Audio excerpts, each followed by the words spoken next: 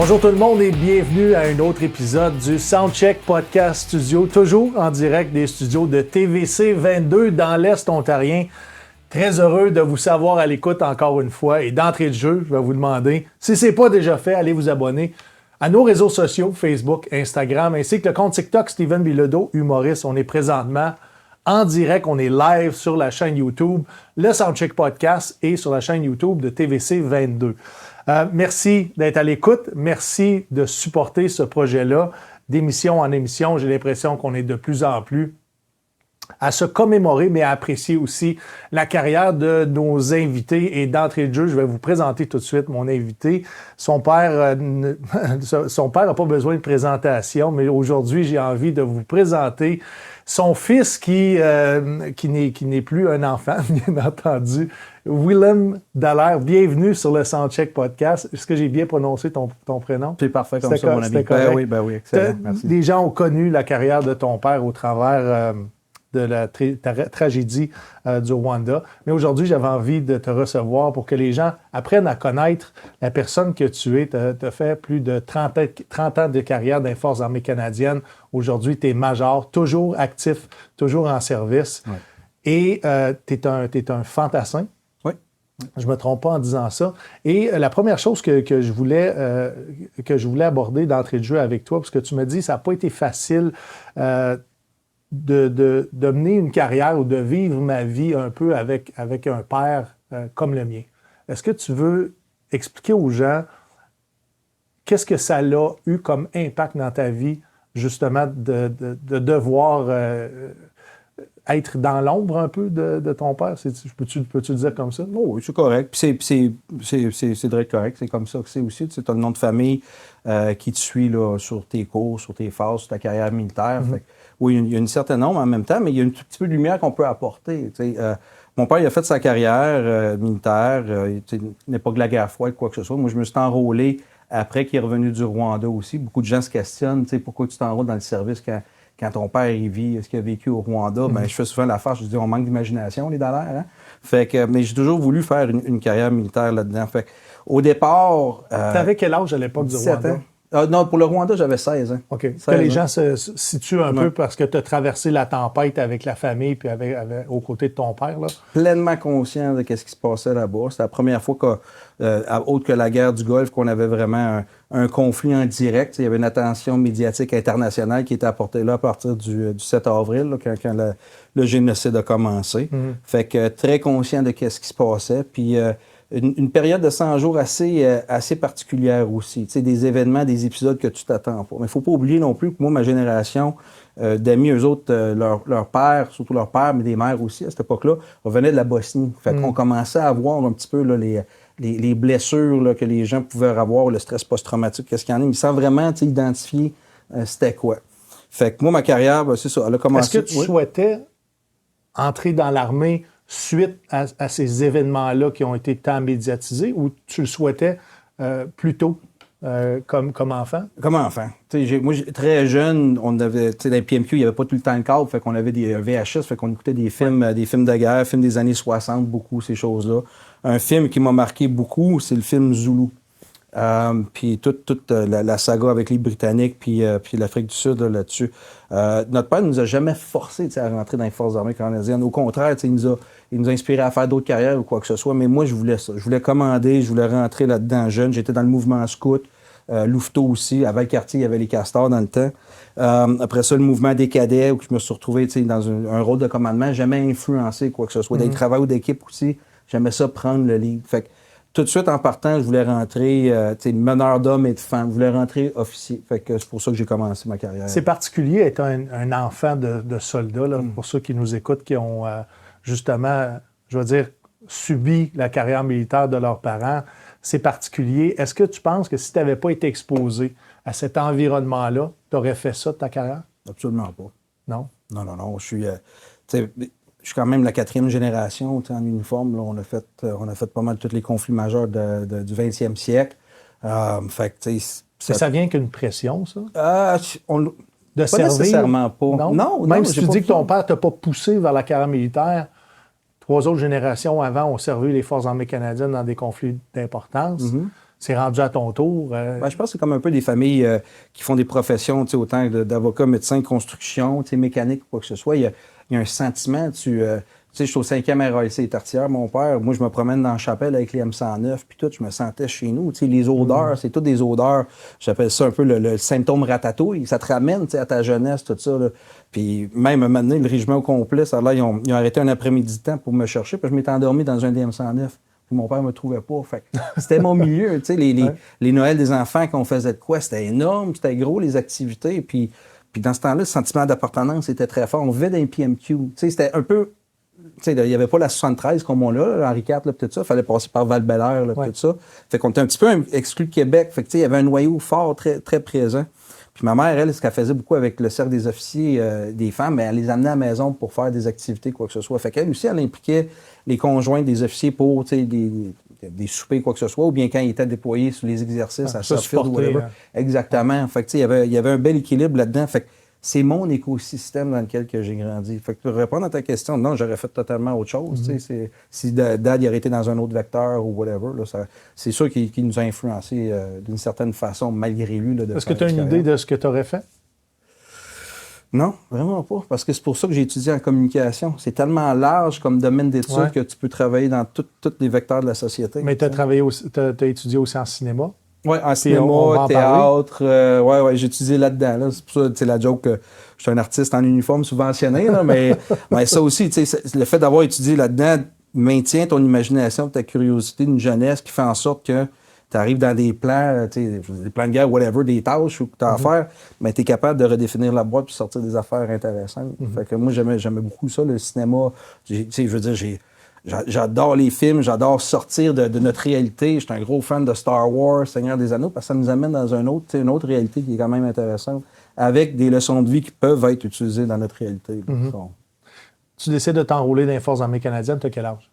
J'ai 17 ans. Tu as 17 ans. Ton père signe pour toi? Ta mère signe pour toi? Non, ça, c'est justement ça, le Rwanda, qui est spécial. Quand mon père est revenu du Rwanda, il y avait des menaces qu'on avait sur la famille, sur lui direct. Quel genre de menaces? Je ne sais pas exactement c'était quelle sorte de menace parce qu'on n'a jamais vraiment... C'est une menace internationale? Sa tête était mise à prix? Il y avait des menaces. Okay. Il y avait des menaces. Fait que Dad venait jamais à la maison. Puis on le voyait peut-être une fois ou 2 semaines. Puis à l'époque, tu n'avais pas les iPhones. Hein? Fait que c'était 3 grosses valises de paperasse, là, tout ça. Fait qu'il nous protégeait non seulement de ce que je parlais, des menaces, mais aussi de la blessure qu'il vivait. Parce que son père était un vétéran aussi de la Deuxième Guerre mondiale qui a vécu des choses horrible là, puis que mon père a dû faire face à ce que c'est un vétéran de la Deuxième Guerre mondiale. Avec des problèmes de santé mentale. Ben, exactement. Fait que notre père, il n'a pas été autant présent je pense qu'on l'aurait voulu. Puis c'est correct parce qu'il s'est protégé. Il n'y a jamais... On entend souvent les vétérans, puis j'écoutais tes autres podcasts, puis le père, il y a une violence extrême. Jamais, puis j'ai la misère à dire, mais jamais que mon père a levé le doigt sur nous autres. Puis ça, je le remercie beaucoup parce qu'à travers de ce qui a passé, là, c'est épouvantable. Jamais. Je l'ai vu pleurer seulement 2 fois aussi dans ma vie. Puis c'est à cause de moi, c'est à cause des mauvais bulletins que j'avais, là, dans quoi que je m'alignais. Mais fait que non, il se protégeait de la famille, de ce qu'il en était. Puis aussi, nous déraciner encore, déménager aux 2 ans. J'en parle beaucoup de ça aussi, comment que c'est difficile de se rebâtir des amitiés, puis tu quittes après, mais ça devient une facilité. Là où ça devient difficile pour moi, c'est de maintenir mes amitiés. Je vais te rencontrer, quoi que ce soit, on va jaser, puis tu quittes. Mais c'est pas moi qui va t'appeler pour maintenir la relation. Malheureusement, j'ai pas été conditionné à ça. Mais la caissière IGA devient ma meilleure amie. Tu as tout à fait raison. Je pense que tu soulèves une réalité de beaucoup d'hommes et de femmes qui ont porté l'uniforme font face, c'est que les amitiés sont éphémères. La difficulté à s'enraciner, la difficulté aussi à, comment je pourrais dire ça, nourrir une relation humaine, là, parce que justement, tu vas être appelé éventuellement à quitter. Il doit y avoir probablement un impact inconscient, justement, de toujours se faire bouger, de devoir partir. Puis, tu rencontres tellement de monde que c'est difficile aussi de garder des liens d'amitié avec tous ces gens-là, de tous les endroits où est-ce que tu as servi. Fait qu'à un moment donné, ça passe, ça vient. Mais il y a une chose que je suis convaincu, par exemple, parce qu'aujourd'hui, je suis une personnalité publique, des anciens qui ont servi avec moi me recontactent. « Steven, te souviens-tu de moi? » « Ben oui, je me souviens de toi. Et c'est comme si c'était hier. C'est qu'on n'en tient pas rigueur de ne pas nourrir cette relation-là, puis qu'on se voit 20 ans plus tard, on se dit « Allô? » C'est comme si c'était hier, puis on s'en veut pas pour ça. Non. Puis il y en a plusieurs comme civils qui va en vouloir à quelqu'un un ami que ça fait un mois qu'il n'a pas appelé, là. Mais c'est une réalité, je pense, que des hommes et les femmes qui ont servi partagent, c'est que les amitiés, les rencontres, ça peut être éphémère. Bien, ce que tu dis là, c'est bon. Le 11 novembre nous rassemble justement pour ça. Ouais. Ça nous amène à ça. Tu sais, on dit le 11 novembre, faut célébrer, pas célébrer, mais il faut respecter ceux qui sont décédés. Tu sais, je suis d'accord, on fait cette portion-là cérémoniale qui est très importante, mais c'est aussi le rassemblement de toute la gang, de se revoir encore. Tu sais, les boys and girls, de se rappeler des anecdotes. Puis je te ramène en 1986 où je vois mes grands-oncles puis mon grand-père de la Deuxième Guerre mondiale qui ont fait... Gosté à chaud, mon grand-oncle était commandant de la compagnie D du régiment de la Chaudière. Fait qu'il a fait le débarquement de Normandie avec son frère. Puis mon grand-père, lui, était en Italie, puis le père de mon père, lui, était en Hollande, là, puis t'inquiète. Mais c'était des voir rassemblés à Saint-André-de-Kamouraska, assis là, ce soir-là. Ça se jasait d'histoires drôles. Ça disait, tu te rappelles-tu quand t'as volé le Jeep du commandant ou quand t'avais fait telle affaire, quoi que ce soit. C'est là que, pour moi, je trouve ça important, ces moments-là de rassemblement pour se rappeler de ces histoires-là. Puis ces anecdotes-là, c'est vraiment fort. Puis anyway, je suis convaincu que ceux qui sont plus parmi nous, c'est exactement ça qu'ils voudraient qu'on fasse. On partage leur mémoire, mais qu'on partage nos anecdotes aussi. Tu sais, qu'on en rit, qu'on va pleurer, qu'on va rire, qu'on va pleurer, qu'on va rire. Ça va être ça. Mm-hmm. Ça va être vraiment plein de bonnes émotions qu'on est capable de sortir. Oui, parce qu'au-delà de l'importance du service puis du sérieux des opérations, autant qu'il pouvait y avoir des niaiseries dans le service, puis ça, c'était nécessaire, je pense, à dédramatiser plusieurs situations. Tu es arrivé dans l'armée, donc tu étais déjà dans un environnement connu et par la force des choses aussi, les gens connaissaient ton père. Est-ce que tu as senti que dès le départ, on te donnait un respect plus grand que le soldat qui n'avait pas cet héritage-là? Non, il n'y avait pas de différence au début. Là, ma phase 1, phase 2, là, c'était pas mal la même norme. Puis j'avais la chance, il y avait 2 $ sur mes cours. Fait que, il y avait moi puis un autre $. Fait que je me disais, ça va prendre peut-être 2-3 semaines avant qu'ils le sachent. Mais l'autobiographie, tu peux pas mentir là-dessus quand t'as rempli puis tout. Fait que c'est là. Puis aussi, j'étais pas petit. Là, j'étais quand même, tu me vois à 6'2", je pesais 260 livres dans le temps parce que j'étais un joueur de ligne, de ligne offensive. Fait que Carlo pis C6, c'était pas mal moi tout le temps là-dessus. Puis ça me dérange pas, ça me fait plaisir. Mais tu sais, j'étais pas le meilleur coureur non plus. Puis dans l'infanterie, ben tu sais, t'es un bon coureur, t'es ici, t'es ça. Mais traîner 2-2, poche de sable dans le rucksack, même s'il plie, ça me dérangeait pas. Fait que tu sais, c'était cet équilibre-là, là, essayer de trouver où que je pouvais donner mon temps, mes forces pour tout ça. Capitaliser sur tes forces, dans le fond. Ben exactement. Fait que tu sais, donner un coup de main, n'importe quoi. Parce que les gros des forces, on en prend soin parce que justement, ils sont capables de porter plus de charges plus longtemps. Je me souviens dans ma carrière, je sais pas si ça a été ton cas, mais les gars me gardaient une ration de plus pour me la donner. Donc j'avais le droit à 2 rations par repas parce que je dépensais plus d'énergie que...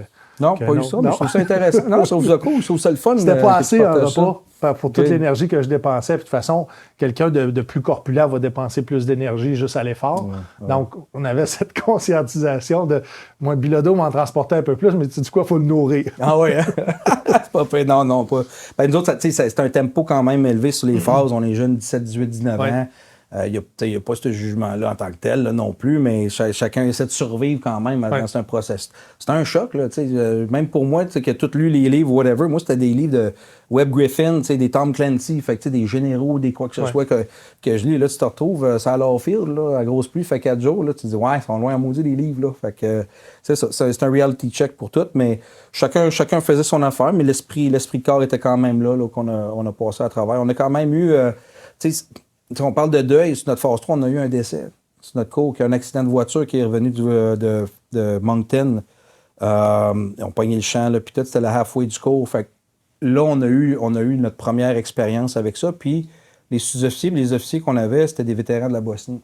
Eux autres, Dan Gunter, puis tout ça. Moi, j'avais le Jean Robert comme mon commandant de section. Là. Mario Robert, un homme que j'admire encore aujourd'hui. Il était dur. On le salue. Oui, je le salue certainement parce qu'il était... Il était pas rigide en garnison, mais dans le champ, il fallait que ça roule. Fait que, tu sais, l'équilibre, il était quand même là. Comme un bon père de famille. Ben, il était correct, oui, il était pas mal bon. Il y avait un sens de l'humour aussi à lui qui était correct là, pour nous autres. Mais les sous-officiers, tu sais, eux autres, ils avaient déjà vécu ça. Fait qu'ils nous l'ont expliqué c'était quoi le processus un peu. Puis sa carte était punchée, c'est ça, tu sais, il faut continuer le cours. Puis on a continué notre phase là, par la suite pour terminer. Là, est-ce que vous avez été sorti du cours pour aller au funérail? Il y a quelques militaires, parce que comme réservistes, on n'y allait pas. Puis il y avait une représentation du collège militaire, 2-3 élèves là, du cours là, qui étaient allés avec je pense, le commandant de cours, bien un staff du collège ou quoi que ce soit. Là, fait que, ils sont allés. Mais on a eu une cérémonie qui a été faite aussi. Le commandant de l'école, justement, quand il y a Champagne encore qui était là. Le commandant de compagnie de l'infanterie aussi était là, quelques staff. Là, fait que ça a été bien. Là. Est-ce qu'il y a des services de santé mentale qui vous ont été offerts à ce moment-là? Ça n'existait pas. Oui. C'est ça, je te pose la question, mais je connaissais la réponse. On viendra là-dessus. Ben oui, c'était pas. Écoute, il n'y avait rien de ça. Il y avait pas. On n'avait pas notre programme d'éthique qu'on a. Il y a beaucoup de choses qui n'existaient pas avant que Roméo Dallaire revienne du Rwanda avec ses expériences puis tout, puis qu'il se retrouve Chief of Military Personnel. Mais encore là, je ne veux pas parler en son nom. Là. C'est pas ça. Mais moi, de l'avoir vécu comme jeune officier, élève officier, non, il n'y avait pas de. Il n'y avait pas de ressources. Est-ce que le choix pour toi était clair de t'en aller comme officier? Oui. Oui? Il n'y avait pas de doute? Non. Et pour quelle raison? Un moment fort que moi j'aimais, c'était au camp Vimy, l'été, qu'on va donner. Parce que tantôt, tu as parlé de leadership, de vouloir mener cette volonté-là. Ben, c'est de voir, on a toujours été dans cette position-là, parce que Dad a toujours été dans une position de leadership depuis que je suis né. Il était commandant de batterie, puis tout. Puis par la suite. Mais c'est d'être capable d'interagir, la connexion humaine, d'influencer des gens à accomplir quelque chose, une tâche, puis de le faire dans un processus de déduction instinctive rapide que tu es capable de pousser, puis d'accomplir de quoi, pas juste tout seul. C'est quelque chose de fort. Puis il y a aussi le concept, moi, une C7, c'est correct, mais crime commandé 36 C7, plus ton C6, t'as un pouvoir de feu vraiment extraordinaire. Puis j'ai toujours aimé ça, faire de la tactique. J'étais jeune, là, on jouait des balles de neige qu'on habitait dans le coin d'Ottawa, whatever. Mais on faisait de la tactique, sans le savoir, je faisais un flanking en passant par les... Ben, c'est ça, on brise les sets de Mme Fortin. C'est pas grave, on va passer là, puis on va les pogner là, ils ne verront pas. Puis là, on se fait chicaner pendant 2 semaines, c'est pas grave, on les a pognés.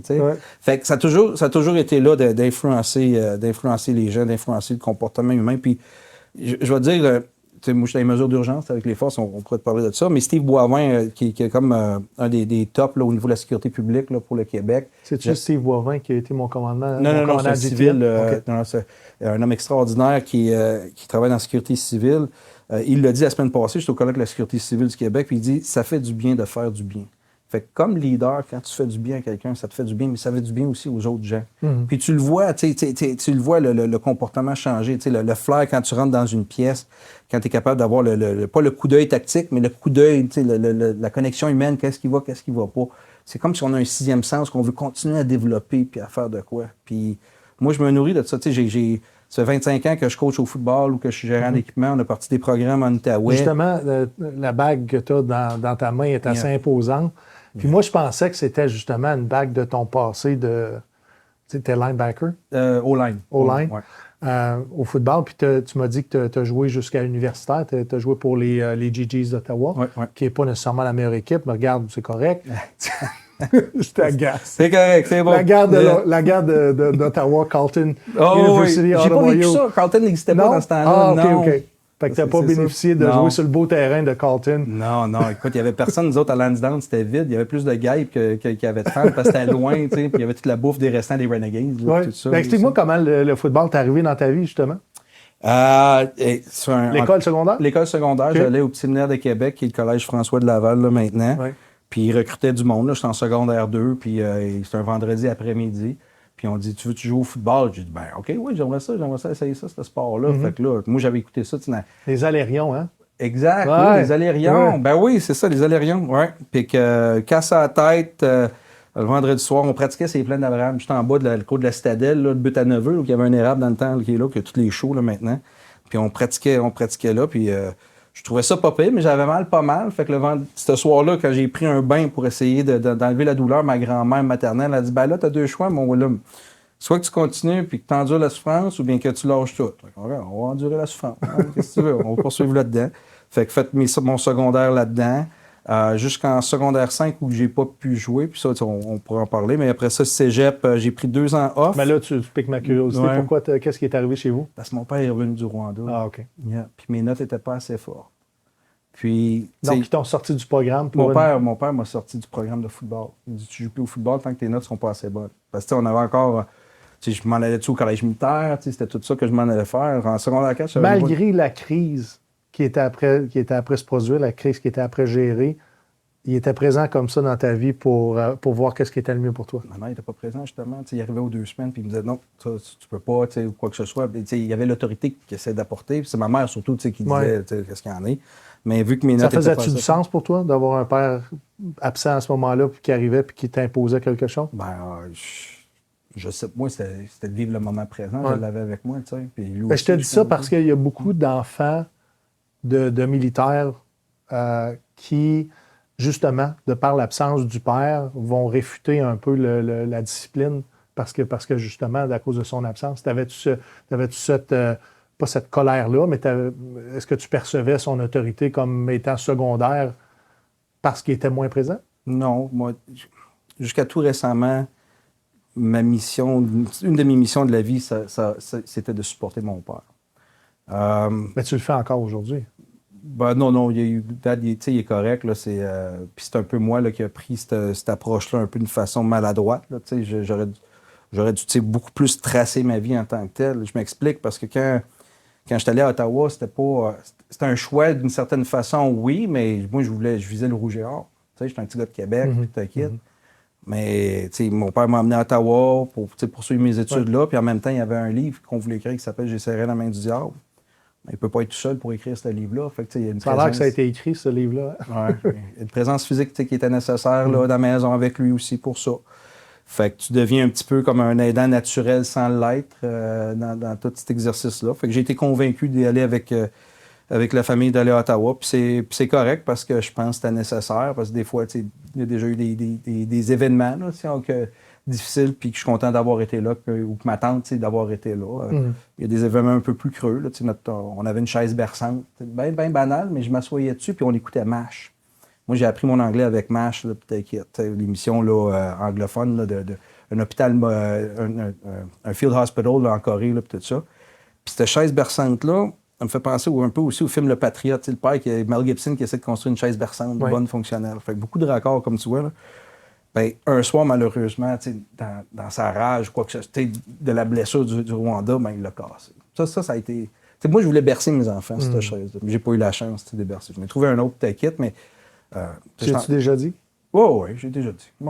Puis on en parle ouvertement. Parce que on reviendra pas dans le passé, puis on réparera rien. Puis avec 4 filles, 4 ados, ben je peux le voir, là. Je peux voir ce que j'ai pas vécu, d'une certaine façon. Je suis très détaché là, de ça. C'est correct. Cet hiver, on est allé glisser là, pas loin d'où il habite, là, dans le bas du fleuve, là, tout ça. Il pogne une plonge. Moi, je pensais qu'il était mort. Puis il part à rire. Les filles sautent dessus. Il y a ces moments. Il y a ces bons moments, puis ils sont beaucoup plus présents. C'est ça qui est cool. Mais non, c'est ça. Rattraper le temps perdu un peu. Ben oui, c'est ça que c'est.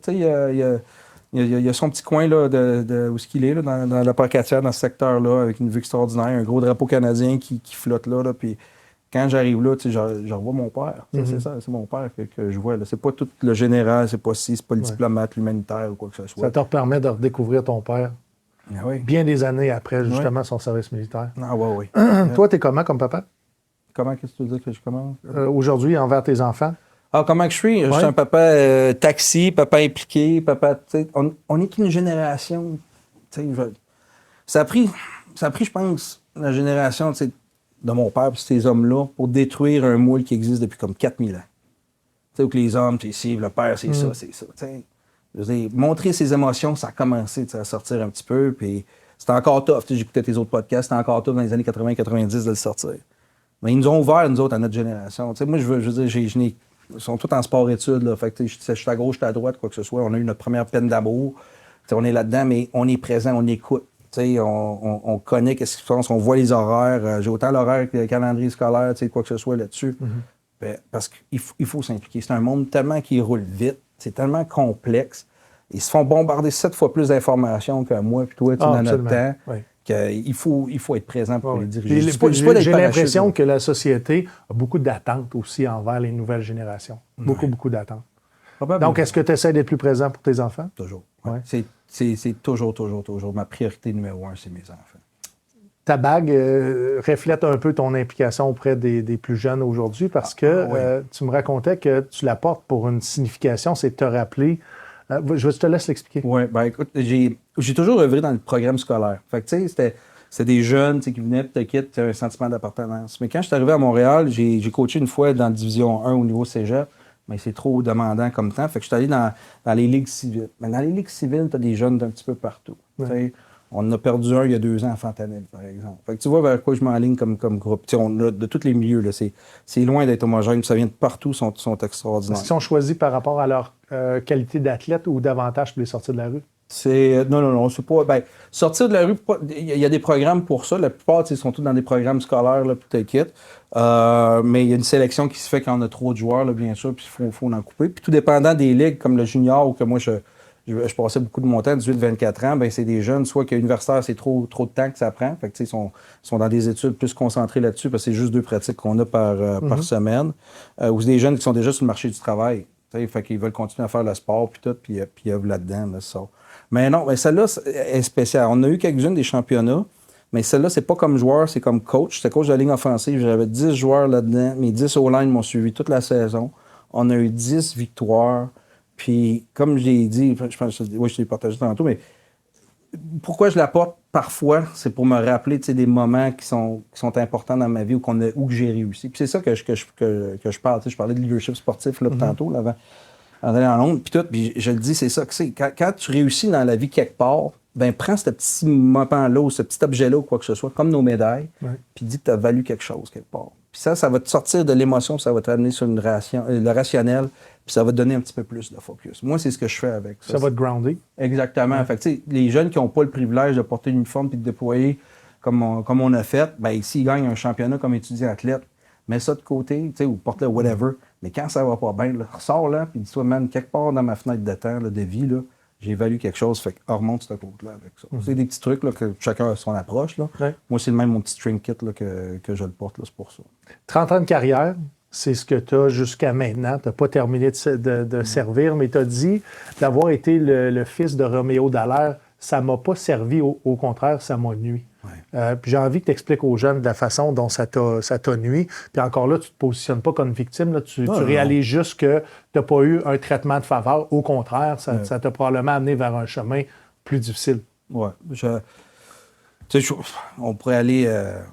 juste les chaînes de commandement, quand j'appliquais sur des contrats de classe B ou quoi que ce soit, ou pour une mention, whatever. On me disait après ça, on me disait sur le site, ben, on t'a pas mis ton nom parce qu'on veut éviter un conflit d'intérêt, ou on n'a pas pris ta candidature, quoi que ce soit, parce qu'on veut éviter un conflit d'intérêt, peut-être que mon père servait encore ou venait de sortir du service, tout dépendant de quelle période, peut-être puis avec le temps, c'est correct. On est une institution qui va être irréprochable. Puis c'est correct, ça, de l'être. Si c'est juste ou pas, comme on parlait de dommage collatéral, je suis du collatéral de tout ça, c'est correct, tu vas vivre avec ça, mais si on me fermait une porte, il y en a un autre peut-être ailleurs qui ouvrait, puis sous lequel que j'appliquais. Un réserviste, on est nos propres gérants de carrière. Oui. Fait que si on ne trouve pas quelque chose dans telle organisation, ben on regarde sur les concours, puis on peut peut-être appliquer ailleurs. Là. J'ai déjà perdu, dans les réformes des débuts des années 2010, j'ai perdu 2 fois mon classe B. Là.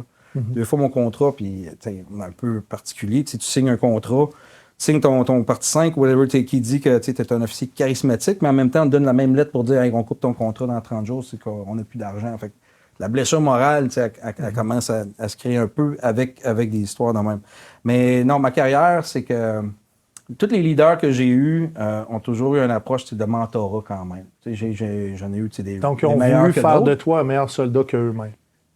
Je ne sais pas s'ils iraient jusque-là à s'investir à ce niveau-là, mais... Parce que c'était ça un peu le rôle des instructeurs à tous les niveaux. Ouais. C'était de rendre le soldat que tu entraînais meilleur que toi-même. Ouais, mais ça, souvent, c'était comme, on va laisser faire Will, parce qu'il sait déjà comment que ça marche, ou il sait déjà comment que ça fonctionne, ou bien, c'est Will, il a déjà fait le tour, whatever. Parce que, justement, on pensait on assumait que je connaissais quelque chose. C'est mon cours de major, un moment donné, on me dit, ben là, un des instructeurs, il dit, ben là, on s'attendait à ce que vous saviez ça, parce que vous êtes le gars de l'autre. Je dis, dude, c'est pas doux, là, mais non, j'en sais pas plus. Là, j'ai peut-être sauté ce chapitre-là ou quoi que ce soit, mais c'est pas parce que je suis un Dallaire que je vais tout savoir comment faire cette approche-là. Que dans mon ADN, j'ai eu l'héritage, les connaissances de mon père. Tout est à faire pour toi. À partir de quand dans ta carrière tu as réalisé que là, j'ai pris ma place comme soldat, puis là, maintenant, on me reconnaît pour qui je suis vraiment? Je pense pas que ça peut arriver. Je Je pense que ça me suit encore toujours. Ça va toujours me suivre. Ça va toujours rester là. Parce que je les entends pas, les discussions, quand je suis pas là, ou whatever.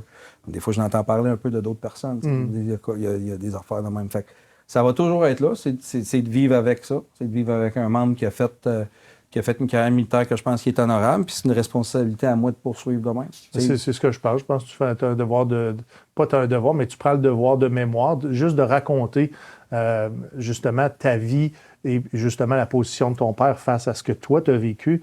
Mais c'est déjà de continuer à honorer sa mémoire. Puis au contraire, je pense qu'on peut sentir tout l'amour que tu as pour ton père, puis le respect. Puis ça, ben, c'est tout à ton honneur parce que ça pourrait être très, très difficile émotionnellement, justement, d'avoir eu à chausser les chaussures que tu as à chausser, malgré que personne ne t'a demandé ça. Mais ça vient comme... C'est une pression comme qui vient avec. Bien, justement, je me suis nourri de ça. Je suis devenu conférencier grâce à ça. Justement, on va en parler, justement. Puis après ça, on va aborder davantage ta carrière, mais on va parler de ce que tu fais aujourd'hui en marge de ta carrière. C'est au travers de conférences, tu vas parler de dommages collatéraux, entre autres, à la famille reliés au service. Ouais. Tu veux-tu m'en parler davantage?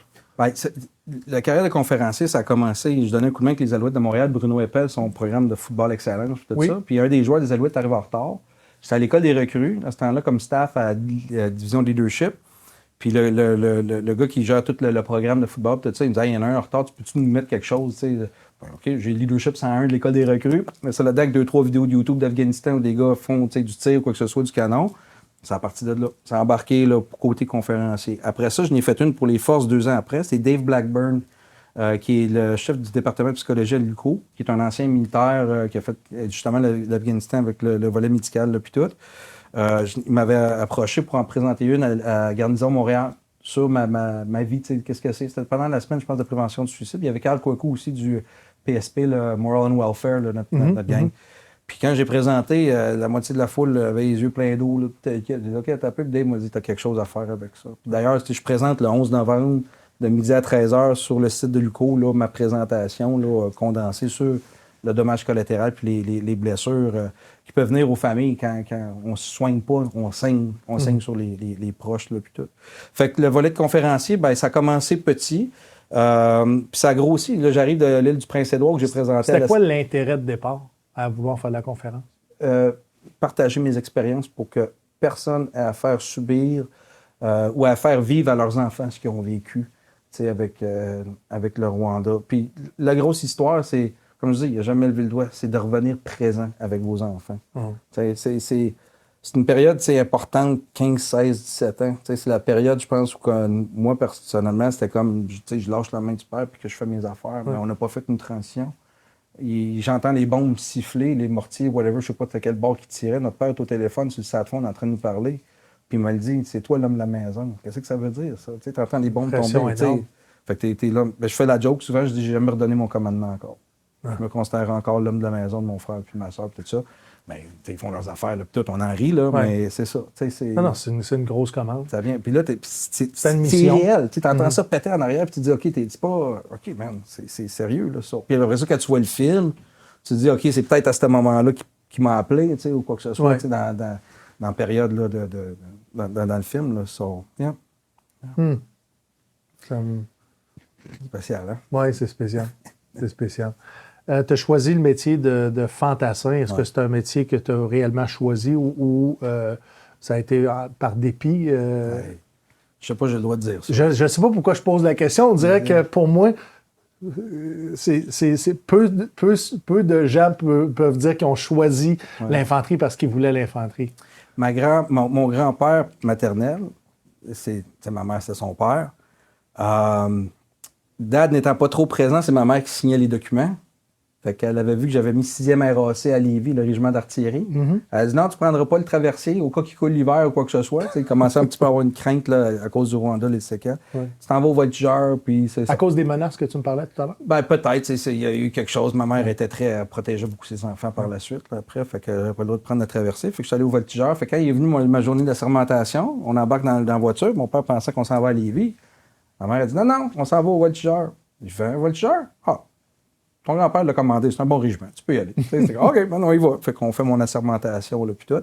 Puis un gars avec un membre du rang à qui j'ai fait mon assermentation, Son père était un collègue de mon père, je pense qu'il était adjudant ou quoi que ce soit, à une autre époque. Fait que, ça a permis de rapprocher les liens. Mais non, l'infanterie, j'ai toujours apprécié ça. Infanterie réserviste, le fleuve t'a forcé à aller faire imagine, ça. hein? Imagine, c'est ça. Ou l'hiver, là, je sais pas, là, mais c'est de la combinaison de tout ça. Mais quand mon grand-père maternel est décédé, Guy Roberge, en 88, les cérémonies, c'était les 22. Parce qu'il était 22, il était capitaine adjudant du Royal 22e quand les hostilités ont commencé en 39. Puis il a commandé le C-13 Valcartier quand il était vers la fin de tout ça. Mais c'est au Voltigeur de Québec qu'on avait quand même fait la cérémonie, la réception, là, puis tout ça, dans leur messe. Puis il y avait un lien quand même très fort. T'sais, comme tu parlais tantôt que j'avais transféré avec le 622 par la suite. C'était le régiment de Saint-Hyacinthe. Quand grand-père Roberge est revenu, il a pris le commandement de ce régiment-là. Mais les hostilités ont terminé, fait qu'ils n'ont pas traversé l'autre bord. Fait que c'est tout le temps un lien familial, si on veut. C'est une opportunité de carrière qui t'a amené au 6e 22 à Saint-Hyacinthe? C'était juste, comme réserviste, se déplacer à Québec, au Voltigeur, là, pas de transport quotidien, tu n'as aucun incentive financier qui te font là, tu dépenses ton argent pour de l'essence, tout se bien transféré quelque part de proche. J'aurais dû faire ça quand j'étais à Ottawa aux études, parce que 476 km porte-à-porte, Hall, Valcartier, ça fait chaque fin de semaine ou 2 fins de semaine, ça fait pas mal de millages. Là. Mais non, il fallait que je fasse le mot. J'étais bien content, puis je suis tombé en dessous du colonel Mercier à ce moment-là. Moi, je considère un de mes mentors là, de vie là, comme personnalité, là, vraiment là, extraordinaire. Fait que non, j'ai bien apprécié. Qu'est-ce que tu as le plus aimé dans cette carrière-là jusqu'à maintenant? Qu'est-ce qui a été pour toi la position, une position que tu t'attendais pas à être autant nourri ou autant aimé ça? C'est les humains. C'est la connexion humaine. Il y a les forces, le milieu militaire, l'armée de terre. Là, je vais parler de mon écosystème. Je ne travaille pas trop avec l'Air Force, la marine, quoi que ce soit. C'est spécial. On est à Haïti, on a un gros accident de véhicule, j'ai un gars de double motorax, là, man, j'avais des gars de Terre-Neuve, Colombie-Britannique, des filles d'Alberta, des gars du DART, tout ensemble pour aider cet individu-là. Tout avait été arrêté pour ce gars-là. Fait que le Canada vient toujours en aide envers son individu, qu'est-ce qu'il y en a. Puis, on n'était même pas dans aucune même chaîne de commandement, mais on a tout fait de quoi de fort ensemble. Fait que, il y a un genre de meme sur Internet que j'aime bien regarder, c'est des différentes branches qu'on se taquine entre nous autres, là. Mais quand un civil nous taquine, toutes les branches se retournent et regardent cette personne-là et disent « Hey, what the hell are you? » T'as pas la permission de nous écœurer comme nous, on peut se le permettre. Exact. Puis ça perdure après le service. T'sais. On se croise puis on se dit « Ah ouais, t'as servi où? » Quand moi je vois quelqu'un avec un coquelicot, là, ou Maxime, n'importe où, j'arrête, je dis « Hey, merci, t'as-tu servi? » Puis s'il me dit « Oui », on jase un petit peu. Sinon, sûrement qu'il y a un enfant, il me parle de ça. Puis sinon, c'est comme, merci, mon Dieu, juste de porter le coquelicot, par le geste, qu'est-ce qu'il y en a. Mais on peut connecter partout, les casquettes, la gang de UN NATO, là, vétérans, là, tout ça. Quand j'en croise un, je vais le voir, OK, t'as servi où? La moitié du temps, tu vois qu'il a servi, toutes les patchs sont là, etc.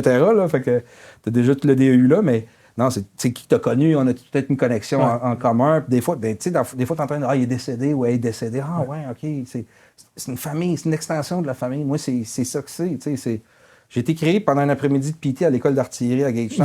Tu vois le genre vers quoi qu'on s'enligne, c'est ça. Fait que c'est la connexion humaine, c'est les gens.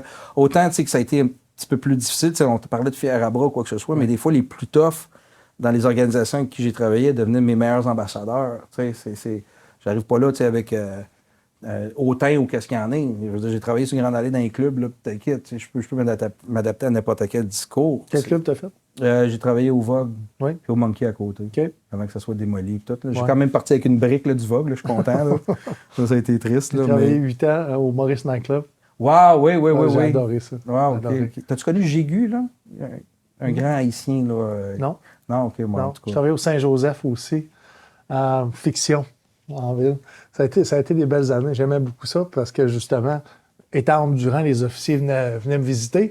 Des fois, j'avais l'impression que ça me donnait certains privilèges de les faire rentrer gratis, puis de faire dépasser en ligne. La gang de la Citadelle le savait qu'il y avait un officier qui travaillait au Vogue. Fait qu'eux autres aussi, là, la gang, ça descendait. Le mot se passait, on va aller voir Bilodeau à soir. Yeah. Puis, il y avait tous leur vie privée aussi en dehors de l'armée. Mais ça, c'est ce qui m'a dégêné. Hein. C'est ce qui a cassé la glace que je suis capable de parler comme ça maintenant. C'est grâce au bar. Ah oui? Oui, un contact avec le public, tout ça. Avant, j'étais le gars le plus nerveux dans les exposés oraux. Là. Mais grâce à ça, maintenir un bien-être pour les clients, s'assurer la sécurité du staff, on en discute. Mais non, c'est la connexion humaine. Tu te retrouves à la porte, tu jases avec des gens, t'inquiète. Tu viens de me rappeler ma première, justement... première fois que je travaillais en anglais et en français devant un groupe de l'armée, ma voix tremblait tellement, là, c'était juste fou. Ah, ouais. La pression que j'avais à livrer mon texte dans les deux langues en plus, comme canadien-français. Tu m'as rappelé une période où c'est que j'étais un peu shaké. Ah oui, hein? On va dire ça. Des fois, c'est pas nécessairement un ennemi devant nous autres, hein? C'est une situation Non. comme ça qui Non. fait que... Je vais tomber parce qu'on tantôt on a survolé rapidement la conférence, les dommages collatéraux envers les familles. Tu vois ça comment?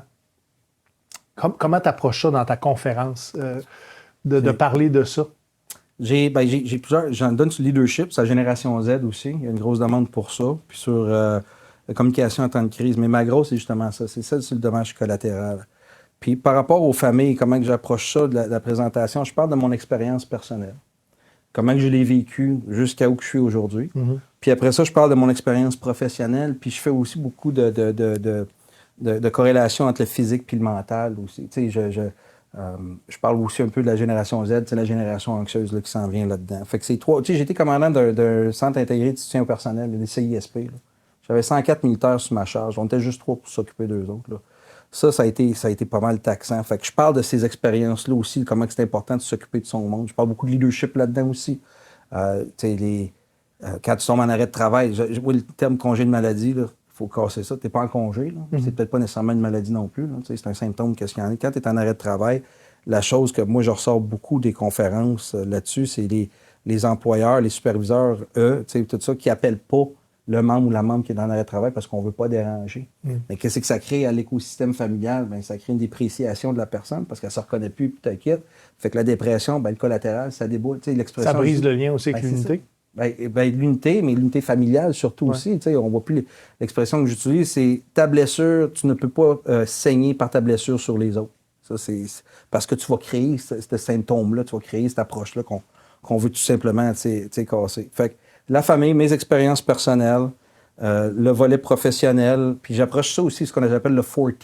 C'est pas le 40 ounce, mais Team, Time, Treatment and Talk. Il faut en parler, il faut tout de suite commencer à en parler. Le temps, attaque ça tout de suite, j'appelle ça le golden hour. Quand tu attaques comme dans notre qu'est-ce qu'on fait. Soins, ouais. Treatment, j'en parle. Le treatment, c'est autant la thérapie médicale. On a une bonne médication. On a un bon système de médication là, au Canada. Je me rappelle, mon père, tout le monde en parle un moment donné, il dit on a de la bonne dope au Canada. Réglementé, le petit kit. Ouais. Fait que les pilules sont importantes. Puis aussi le traitement avec le thérapeute ou la thérapeute. Certaines organisations, j'ai une grosse clientèle avec la communauté des premiers répondants, mais certaines organisations, à l'intérieur, la culture est tellement transparente que ça se magasine sa thérapeute. C'est-à-dire, je connecte avec telle personne, tu devrais t'essayer. Moi-même, je consulte encore. Puis ça m'a pris 4 thérapeutes avant que ma petite voix intérieure s'écrase, puis qu'elle s'intonise avec la personne puis qu'elle l'écoute. Fait que ça prend du temps des fois. Parce que tu n'avais pas un bon match? Parce que ma voix intérieure était trop forte. Je suis tout le temps en train d'overthinker. Je me dis, l'homme qui a amené la santé mentale sur la place publique en Occident, parce que je demande tout le temps, avant Roméo Dallaire, un général qui mette un genou à terre ou quoi que ce soit, fasse ça, qui en a parlé vraiment aussi fort, ou qui a une voix aussi forte, il n'y a eu personne. Fait que, ultimement, c'est ça. Je me mets dans cette position-là pour exposer les familles, pas les familles, mais les gens dans la foule pour leur dire que, regardez, prenez pas ce parcours-là, parce que sinon, vos enfants vont subir ce que moi j'ai subi. Puis la majorité des conférences sortent toutes bien. Puis je vise tout le temps la personne qui est en arrière, les bras croisés sur ses 2 pattes de chaise, là, qui dit que j'y crois pas. Bien souvent, ça devient ton meilleur ambassadeur ou ta meilleure ambassadrice. Parce qu'on a triggeré quelque chose dans la conférence. Quand il va être convaincu, bien entendu. Il vient convaincu parce qu'on trigger quelque chose dans la conférence quelque part de sa jeunesse et non de son emploi. Fait que c'est quelque chose d'autre qui traîne depuis tellement d'années. Puis il flippe puis il devient ton ambassadeur. Ou même des collègues à moi, quand je présentais, ils viennent me voir et disent on savait pas que tu vivais ça, on savait pas que ta famille vivait ça, c'est tout ça. Fait que le message, je pense, il passe bien quand même. Des fois, c'est un petit peu un choc là, que je le fais, l'approche. Je veux dire, je rentre dans certaines tentatives ou des affaires comme ça ou quoi que ce soit. Mais le message est clair. Il est adapté, bien sûr, tout dépendant quel public avec qui je parle. Là, tout dépendant si c'est à Croix-Rouge ou d'autres, ou dans les écoles, ou whatever. Ça, c'est sûr. Tu adaptes ton approche en fonction de ton public, bien entendu. Si tu le fais, est-ce que tu le fais dans le cadre de programmes mandatés des forces? Non, tu sais... Ce serait intéressant. Nul n'est prophète en son propre pays. Hein. Fait qu'on va s'en tenir à ça. Ouais. Et, j'ai tenté à moult reprises à communiquer, mais il n'y a pas d'intérêt présentement. les priorités sont peut-être ailleurs. On verra. Mais s'il y a une unité qui nous écoute puis qui a envie de justement proposer cette conférence-là, moi, je suis... t'es ouvert à ça? Oui, certainement. C'est ma mission de vie maintenant. C'est autant le volet santé mentale, le volet enfant-soldat qu'on peut parler, puis ma famille. Mais c'est tout ça. Moi, c'est la santé mentale, c'est le sida de notre génération. Il y a 50 ans, il y a 40 ans, soit que tu étais héroïnomane ou tu étais homosexuel, là, tu avais le sida. Mais là, on fait des campagnes de financement. Ça coûte 42 millions à Monaco pour éradiquer la maladie. Bien, ça devrait être la même chose avec nous autres. Le cerveau, c'est l'affaire la plus extraordinaire, selon moi, de notre univers. C'est tellement complexe, il y a tellement d'affaires là-dedans là, que c'est débile. On le maîtrise tellement peu. Mais avec ce qu'on sait déjà, il faut travailler avec ça. Puis, moi, la phrase, Dad, lui, il utilise une phrase qui dit « Est-ce que tous les humains sont humains ou il y a des humains plus humains que d'autres? Moi, ma phrase, c'est pas ça. C'est qu'aujourd'hui, on reconnaît l'être dans l'humain, mais on n'est pas assez humain de l'être. Dans le sens que on sait qu'il y a quelque chose en dedans de nous autres. Il y a le psychologique au lieu du physique, l'être dans l'humain. Mais des fois, on n'est pas assez humain de l'être, c'est-à-dire on ne va pas chercher l'être, on n'ose pas, on ne veut pas. Ouais. On a encore cette gêne-là ou cette culture organisationnelle. Très présent chez les vétérans. Ouais, exactement, encore. Moins qu'avant, mais encore là, c'est ce qu'on en perd. On ne veut pas en perdre, mais on en perd malheureusement. Est-ce que tu penses qu'on devrait dénombrer justement le nombre de suicides des soldats canadiens chaque année? Est-ce que ça pourrait être favorable pour la communauté? Ben, je ne vois pas à quoi que ça serait défavorable. Parce que dans le fond, ça serait comme une façon de commémorer leur service en même temps. Parce que même si plusieurs considèrent le suicide comme un acte de lâcheté, à la fin de la journée, c'est pas un acte de lâcheté.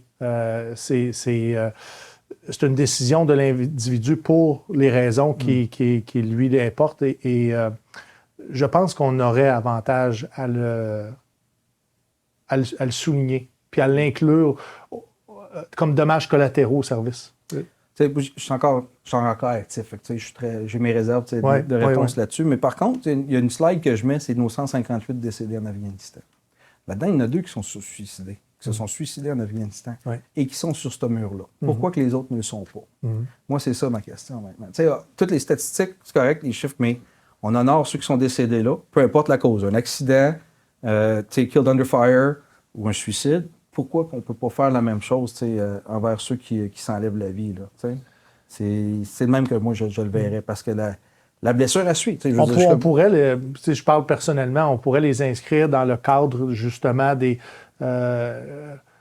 kill after action. Je ne sais pas qu'est-ce qu'on pourrait donner comme dénomination, puis d'en faire un tableau, parce que ces hommes, ces femmes-là sont tombés dans l'oubli à leur décès à cause de la façon dont sont décédés. Je sais pas, je pense qu'il y a une réflexion à avoir, puis c'est pas moi puis toi aujourd'hui qui va...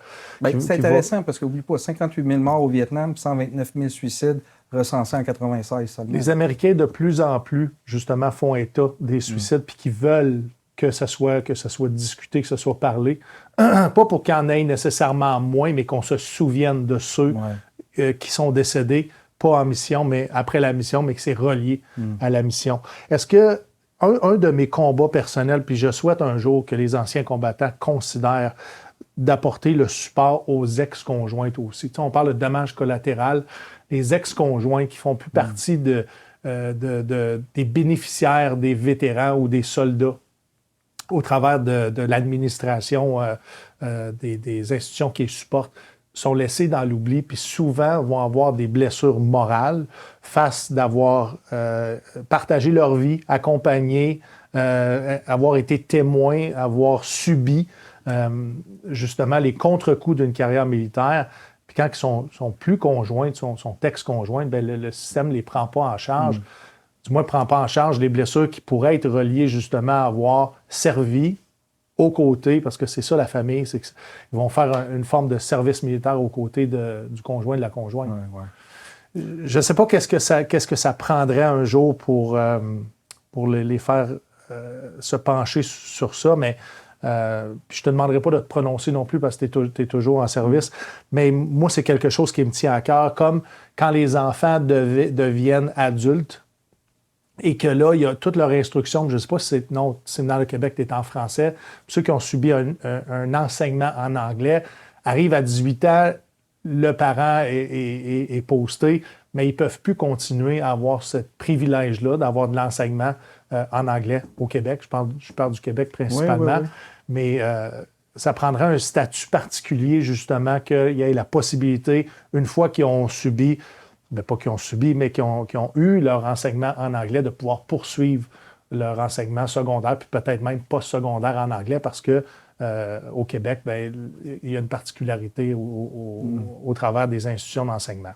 Ouais. Mais tu pousses la réflexion. Ça veut dire qu'on est rendu là. Si tu es en train d'avoir ce discours-là, je pense qu'on a déjà des choses de faites, des étapes. Je ne parlerai pas au niveau du ministère de l'Éducation, qu'est-ce qu'il y en a là-dessus. Mais une chose que je parle, justement, c'est l'histoire du pissenlit. Le pissenlit, ça représente l'enfant du militaire. On parle de résilience, on peut être amené ailleurs ou quoi que ce soit. On peut être déraciné. C'est une grosse propagande. Parce que moi, des mots comme résilience, là, puis des mots extrêmes qui parlent de santé mentale, quand tu as 16 ans, 15 ans, tu ne sais pas ce que ça veut dire. Tu te fais imposer ça, résilience. Tu veux que je sois résilient de quoi? Je ne sais même pas que c'est une rivière, c'est tout ça. Ouais. Puis quand tu arrives à 18 ans, tu n'as plus les ressources non plus. De la famille ou quoi que ce soit dans le service parce que tu es considéré un adulte. Fait que là, tu tombes dans un autre bracket. Fait que les ex-conjoints qui ont, suite à une rupture ou quoi que ce soit, peut-être à une blessure du membre, whatever, bien, ils ne sont pas pris en charge. Puis il y en a des séparations, justement, qui sont dues à l'état du militaire ou du vétéran. Donc, oui, c'est relié directement au service. Le divorce est relié au service. Ouais. Puis l'état aussi de l'ex-conjointe est relié au service. C'est délicat comme sujet, mais c'est important d'en parler, puis on est rendu là. Fait que je trouve ça... Bien, il faut savoir aussi, puis en toute connaissance de cause, on ne peut pas juste distribuer de l'argent comme on le souhaiterait, parce que sinon, on en donnerait à tout le monde pour toute raison. Mais il faut chiffrer qu'est-ce que ça vaut de supporter ces ex-conjointes-là. Est-ce qu'on est capable de se le permettre comme société? Et si on n'a pas les moyens pour le moment, est-ce qu'on veut se donner les moyens de le faire? Mais je pense que, étant donné que, je ne sais pas si c'est si marginal que ça. Il y en a beaucoup d'ex-conjoints. Je ne sais pas. Je suis une famille reconstituée moi-même. Je fais partie des 52 % des familles. Ils me disent tout le temps, mes filles ont 15, 12. Ah, des jumelles. J'ai dit non, je fais partie des 52 % des familles modernes, t'inquiète. C'est ça que c'est. Rupture ou pas, je voyais peut-être dans un cas un petit peu plus spécifique, mais ce que moi je dirais à ceux qui servent encore, tout de suite, allez ouvrir votre dossier avec l'ancien combattant. Tout de suite, commencez votre paperasse. Parce qu'après ça, vous tombez dans un système provincial / fédéral. Puis si c'est une rupture plus tard, au moins, toi, tu vas avoir l'argent. Si c'est une rupture avec la conjointe, puis il y a une entente, il y a des enfants là-dedans, ben, les montants vont être distribués ou whatever. Il faut penser au futur. Moi, je le dis, là, depuis que mes filles sont nées, mon présent, je le sacrifie pour leur futur. C'est ça aussi ma mission personnelle. Fait que voyons ça tout de suite, attaquons avec anciens combattants nos dossiers, commençons à monter ça. Ils ont des équipes, nos médecins militaires parlent le jargon militaire. Tu peux pas avoir ça au CHUL ou au CHUS ou quoi que ce soit. Ils connaissent pas notre organisation en tant que telle, les mots-clés qu'il faut mettre là, pour qu'on puisse avoir notre dossier. Puis quand tu te le fais refuser, ben challenge le système pour être capable de voir que ça rentre. Il faut suivre les étapes du système. Je parlais avec un de mes amis, justement, qui accompagne énormément de vétérans dans l'organisation et l'administration de leur demande d'invalidité. Et ce que lui, puis là, je raconte son témoignage à lui, c'est qu'il voit systématiquement que la première demande est pratiquement toujours refusée, sans même qu'elle a été nécessairement étudier, regarder, que le dossier a été regardé dans son intégralité. Et je pense que les anciens combattants sont après faire un travail pour voir si, en première instance, on ne pourrait pas se pencher davantage sur les dossiers plutôt que s'en remettre au système d'appel supporté par les avocats de la défense, pas les avocats de la défense, mais les avocats des anciens combattants. Lorsque tu vas en appel, bien, on te donne un avocat. Je n'irai pas plus loin là-dedans. J'ai envie qu'on parle ensemble. Tu as fait 2 missions, entre autres, Haïti, au niveau du tremblement de terre. Oui. Rappelle-moi l'année encore. 2010. 2010. Tu as aussi opéré au Sierra Leone. Sierra Leone, oui. Ouais. Tu veux-tu m'expliquer un peu cette mission-là avant qu'on parle d'Afrique? Pas l'Afrique, Haïti. L'Afrique de l'Ouest, c'était avec IMAT, l'International Military Advisor Training Team, en dessous de commandement britannique. La guerre civile vient de finir, fait que c'était opération sculpture. Fait que, juste à taper ça, là, ça va donner les détails. On entraînait les troupes du Sierra Leone pour revenir à un niveau crédible, au niveau démocratique, t'inquiète, parce que pendant la guerre civile, Ça changeait de bord rebelle, gouvernement, tout dépendant de qu'est-ce qu'il y en a. Pour qu'ils soient capables de supporter le gouvernement. Ben c'est ça, tu veux ramener une certaine stabilité dans le pays, avec aussi les partenaires de sécurité, d'immigration, services correctionnels, tout ça. Nous autres, on avait le volet militaire des entraînés. Fait ils avaient reconstitué leur armée, mais aussi la reconstituer pour pouvoir les déployer sous l'Union africaine au Soudan. Okay. C'est pas une opération mettons, un concept d'opération qu'on entend souvent parler. C'est des petites missions. C'est des petites missions. Tu avais quel rôle là, dans cette mission-là? J'étais un peu comme un omelette, pommelette. Là. Okay. Fait que j'étais avec une équipe mobile, des Britanniques puis un Américain. Puis nous autres, on avait une brigade qu'on s'occupait, 3 bataillons qu'on s'assurait de l'entraînement là, à ce niveau-là. Fait que tu avais une école de combat de brigade qu'on appuyait avec quelques officiers d'état-major dans le curriculum des TDO, tout ça, dans l'instruction. Puis tu avais nous autres là, qui validaient là, dans les bataillons, soit dans des exercices ou dans des opérations à frontières, parce que tu as beaucoup le film Blood Diamond reflète très, très bien la réalité là-bas. La traite de diamants, la traite de bois, du bois dispendieux. Il y a encore des esclaves? Ben, oui, encore le concept d'esclave en tant que tel, là, mais peut-être pas nécessairement, je pense pas. J'ai pas vu en tant que tel, mais on voyait beaucoup on voyait la drogue qui arrive d'Haïti, où c'était une porte d'entrée là, pour l'Europe, là, quoi que ce soit. Fait qu'il y avait des opérations aussi anti-drogue qui se faisaient là. Puis la traite d'enfants. Ben, fait que, oui, il y avait de la traite d'enfants là, qui se faisait encore là, à ce niveau-là. Fait qu'on s'assurait là, de la sécurité puis de l'entraînement là, pour le pays. T'sais, il s'est fait ravager par 10 ans de guerre civile, là, t'inquiète. Y avait-tu un engouement pour servir justement les forces du Sierra Leone? Eux autres, oui, ils ont un appétit parce que leur police était différente un peu. Puis je ne veux pas rentrer dans les niveaux de corruption, mais les forces étaient très bien représentées au niveau du pays. Mieux que la police. Il y avait une fierté de servir en uniforme. Est-ce qu'il y avait une paye? Oui, il y avait une paye. Parce que ça, c'est le défi souvent quand on va entraîner des nouvelles armées là, pour supporter les gouvernements, c'est que souvent, ils sont peu payés ou ne sont pas payés du tout. Ou bien, la chaîne de commandement se prend un petit peu soit de l'argent ou de la nourriture, quoi que ce soit, puis le soldat ou la soldate se retrouve avec quasiment rien. Ça, c'était la réalité dans laquelle on est. Je veux dire, la corruption vient des fois avec la survie.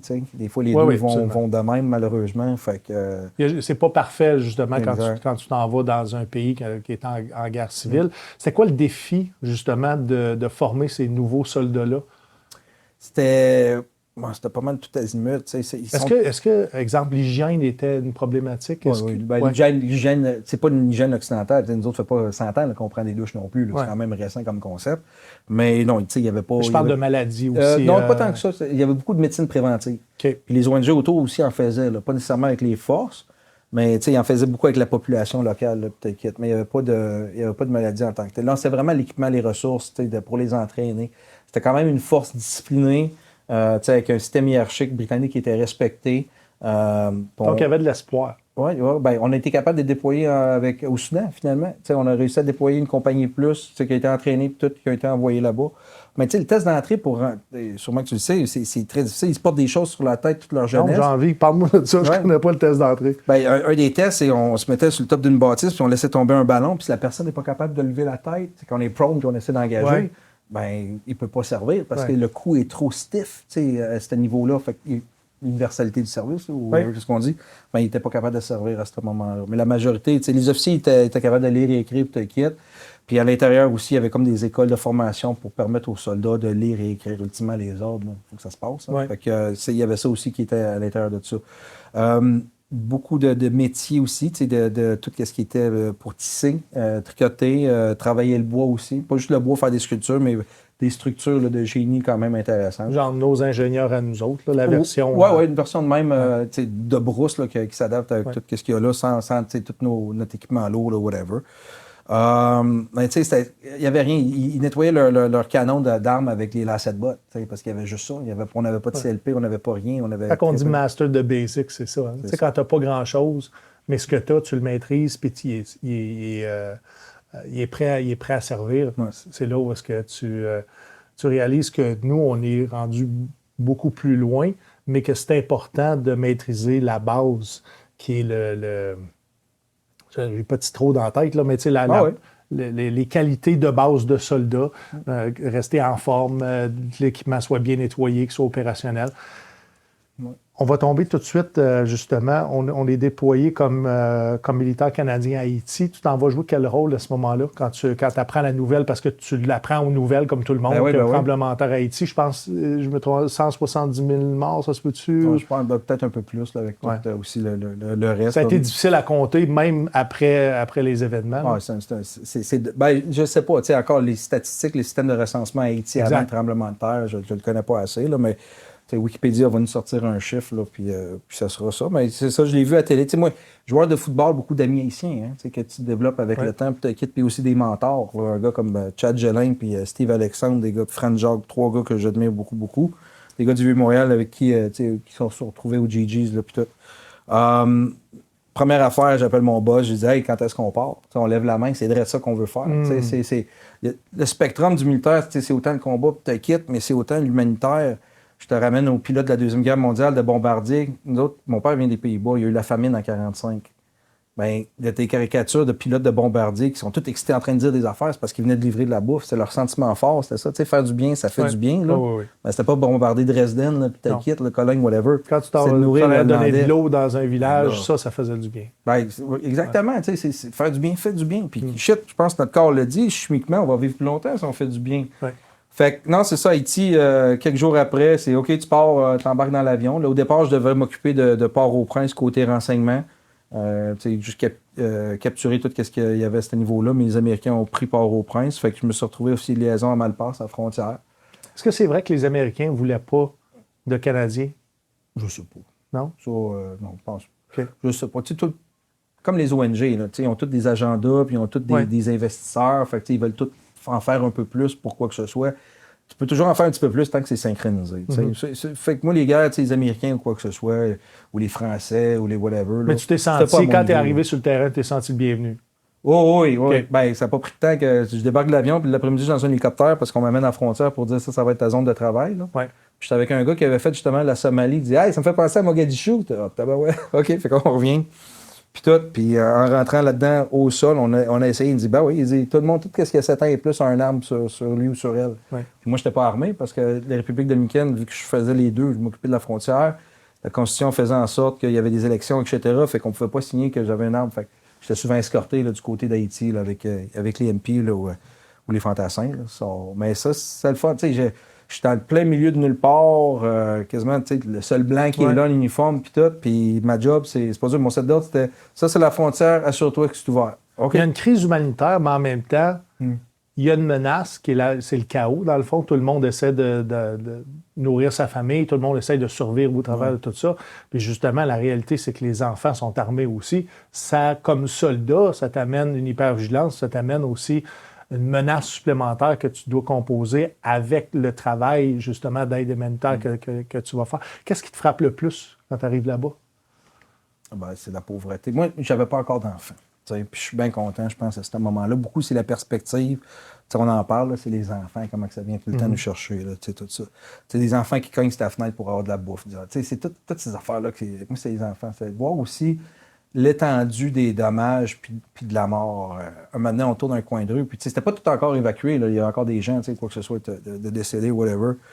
Puis littéralement, mes yeux ont comme voulu sortir de la tête, comme un trop de Red Bull ou whatever. Là. Puis je suis comme devenu aveugle pour une fraction de seconde. La seule affaire que j'ai faite, pogner le sac de fond, j'ai appelé mon père, j'ai dit là, je comprends.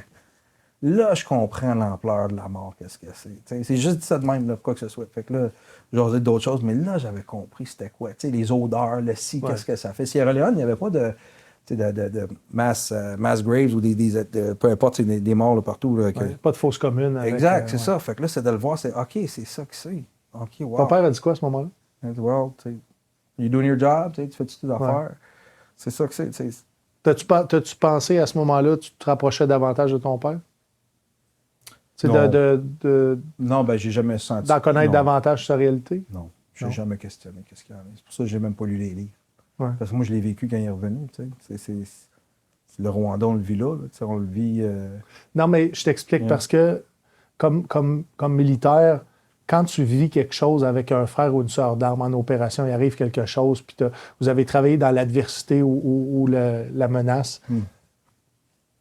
Tu sais, il y a un bond, il y a un lien qui se fait qui est indescriptible. Je ne serais même pas capable de le décrire aux gens, mais il y a un lien d'avoir vécu la même réalité puis la même chose, puis on se reconnaît aussi comme vétéran dans le sens que il va me comprendre sans même que j'ai besoin de dire à quelque chose. C'était dirigé vers là ma question dans le sens que est-ce que ça vous rapprochait davantage d'une réalité que les deux vous avez partagé, mais dans des environnements différents? Je dirais plus la Sierra Leone. Tu sais, je veux dire, des fois, les enfants me disent « T'as-tu utilisé ton arme? » Ils n'ont pas d'affaire à savoir ça, mais oui, pris dans des engagements.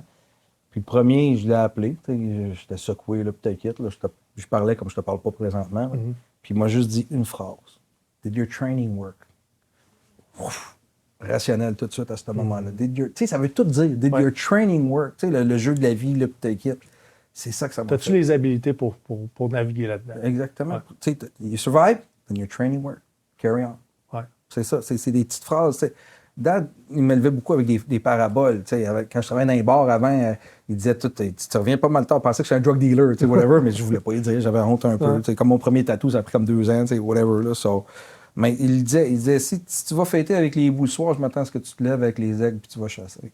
C'est des phrases de même puis tout ça. Fait que c'est ça qui reste dans ta tête. Là. C'est des petits moments Braveheart que j'appelle, là, des petites phrases. Fait que non, de Sierra Leone, on a connecté là. Haïti aussi un petit peu, mais c'était pas majeur. Là, genre, on a fait une farce. Là, j'ai eu un 9-liner à faire pour un gars justement de double motorax puis tout.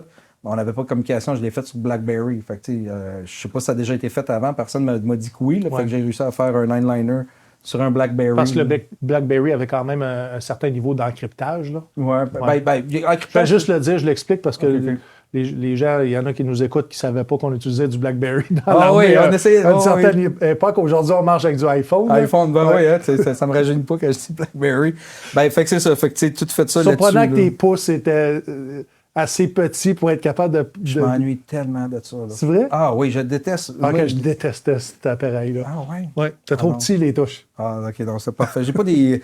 Tu sais, ils ont arrêté de grandir à 12 ans, mes doigts. Fait que c'est ça. Je pognais bien mon D-line, là, puis tout, là, mais... Mais non, la connexion avec Dad, avec Haïti, oui, parce que les 2 retours de mission, il a été là pour ces 2 missions. La 3e, je reviens d'Haïti l'année passée, là, que j'étais là sur un autre... On était plus en République dominicaine à ce moment-là. Mais c'était quoi la mission? C'était sur... Si tu peux en parler. Oui, mais c'était plus en dessous d'Affaires mondiales Canada. J'étais là comme aviseur OCS+, là, dans les coopératives des sexes+, comme aussi... point focal enfant-soldat, point focal aussi femme, paix et sécurité. Fait que tout le volet non kinétique, le volet humain, c'est d'une opération ou d'un chaos, là, comme qui se passe ici ou quoi que ce soit, c'était d'identifier des lacunes.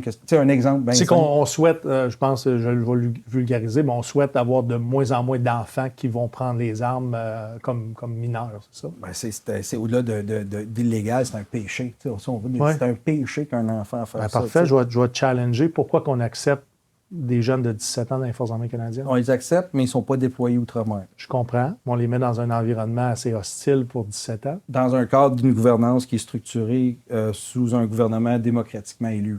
C'est pas un dictateur ou quoi que ce soit.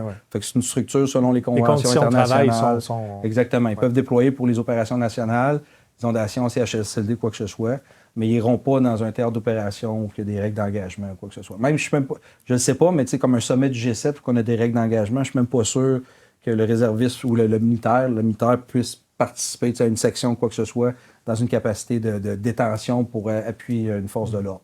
Fait que les normes sont extrêmement sévères. Même pour les cadets, on a signé les principes de Vancouver en 2017, à travers de 116 nations qui ont signé ça sur la reconnaissance qu'il ne faut pas utiliser des enfants en théâtre de guerre. Même le mouvement des cadets canadiens a réajusté un petit peu leur approche, où c'est beaucoup plus une approche citoyenne, sociologue, de cette dimension-là que militaire en tant que tel. Je sais, j'en ai une qui l'a fait un peu des cadets. Puis c'était moins... il y avait moins la rigidité, qu'on était habitué dans l'armée, peut-être. Mais encore là, c'était le père de 47 ans, ancien force de la garde en rouge, que une droiture, puis t'inquiète. T'as pas, man, elle a 12 ans, elle a du fun, là. Fait que laisse-la faire, Fait que c'est plus un volet plus social. Fait que il y a eu des impacts quand même avec les principes de Vancouver, mais pour venir à 17 ans, tu signes, puis non, t'es pas déployé. Fait que à 17 ans, le cerveau n'a pas fini d'être formé. À 19 ans, 20 ans non plus. À 21 ans, il commence. Donc, est-ce qu'on devrait peut-être, encore là, est-ce que tu...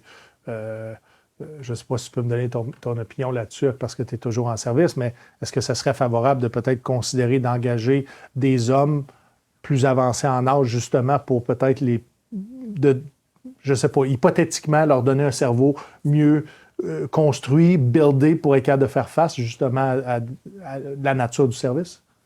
Oui, c'est vrai que c'est pas comme aller dans la Ligue nationale à 19 ans ou 20 ans. Ça, nous autres, c'est très différent comme cadre. Là. Parce que, tu sais, on parle de dommages collatéraux, on parle de dommages faits au cerveau dès les recrues.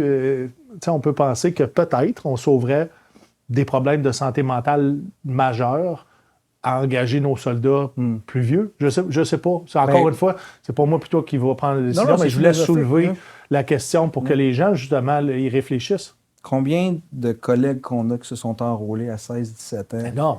parce qu'il y avait des problèmes à la maison? Surtout la génération X et avant la génération X. Après ça, je pense qu'il y avait une meilleure conscientisation des problèmes de santé mentale qui pouvaient découler du service. Là. Mais plus, moi, je parle de la maison. Tu sais, combien qui se sont sauvés à 17 ans puis ont signé en oui. Puis qui se sont retrouvés, ils ont trouvé leur repère de vie là, à travers le système. Fait que, sinon, la rue les aurait peut-être avalés. Je deal avec ça, moi, avec les jeunes joueurs de football. Le fentanyl, il n'a pas pogné ça au Maurice ou whatever. Les mauvaises influences, t'inquiète. On a perdu un il y a 12 ans aussi pour une overdose de nos drogues. Fait que, c'est une chance. Des fois, c'est une deuxième chance. Fait que, c'est délicat comme question. 17 ans, 21 ans. Moi, personnellement, avec le cadre qu'on a présent, qui est très réglementé, qu'on protège l'individu quand même dans tout ça, je pense qu'on est correct encore à 17 ans, là, des enrôlés. Puis notre système d'éducation, il est un peu comme ça aussi. À 17 ans, tu rentres au cégep, fait que tu es dans la marge de tomber vers le milieu d'adulte. Le collège militaire, ça commence à 17 ans, eux autres aussi. Fait que, je pense que ça serait plus difficile aussi de recruter si on repoussait les âges qu'on accepte les gens dans les forces, parce que j'ai pas l'impression que si j'avais 30 ans, mettons, j'ai 25 ans, j'aurais choisi les Forces armées canadiennes. Peut-être que la vie m'aurait amené à développer d'autres intérêts, d'autres skills en attente de rentrer dans l'armée, mais j'aurais probablement manqué ma fenêtre d'opportunité parce que c'est une opportunité pour moi, à l'âge que j'avais, qui était davantage intéressant parce que je connaissais moins de choses, mettons. Je vois peut-être qu'on aurait eu des difficultés de recrutement à repousser l'âge d'enrôlement à cause de la nature du service que tu viens à réaliser puis à reconnaître justement par des témoignages plus au fur et à mesure que tu avances comme dans ta vie personnelle. Ben, tu parles de ça, puis biologiquement, à 21 ans, 22 ans, on est un peu structuré dans la vie déjà qu'on veut s'aligner. Fait que on a fait l'effort pour se rendre là déjà. Fait que selon moi, 17-18 ans reste encore le benchmark, mais on pourrait discuter tellement longtemps là, de ça. Moi, c'était un no-giver. Je rentrais dans l'armée aussitôt que je rentrais au cégep, je le faisais.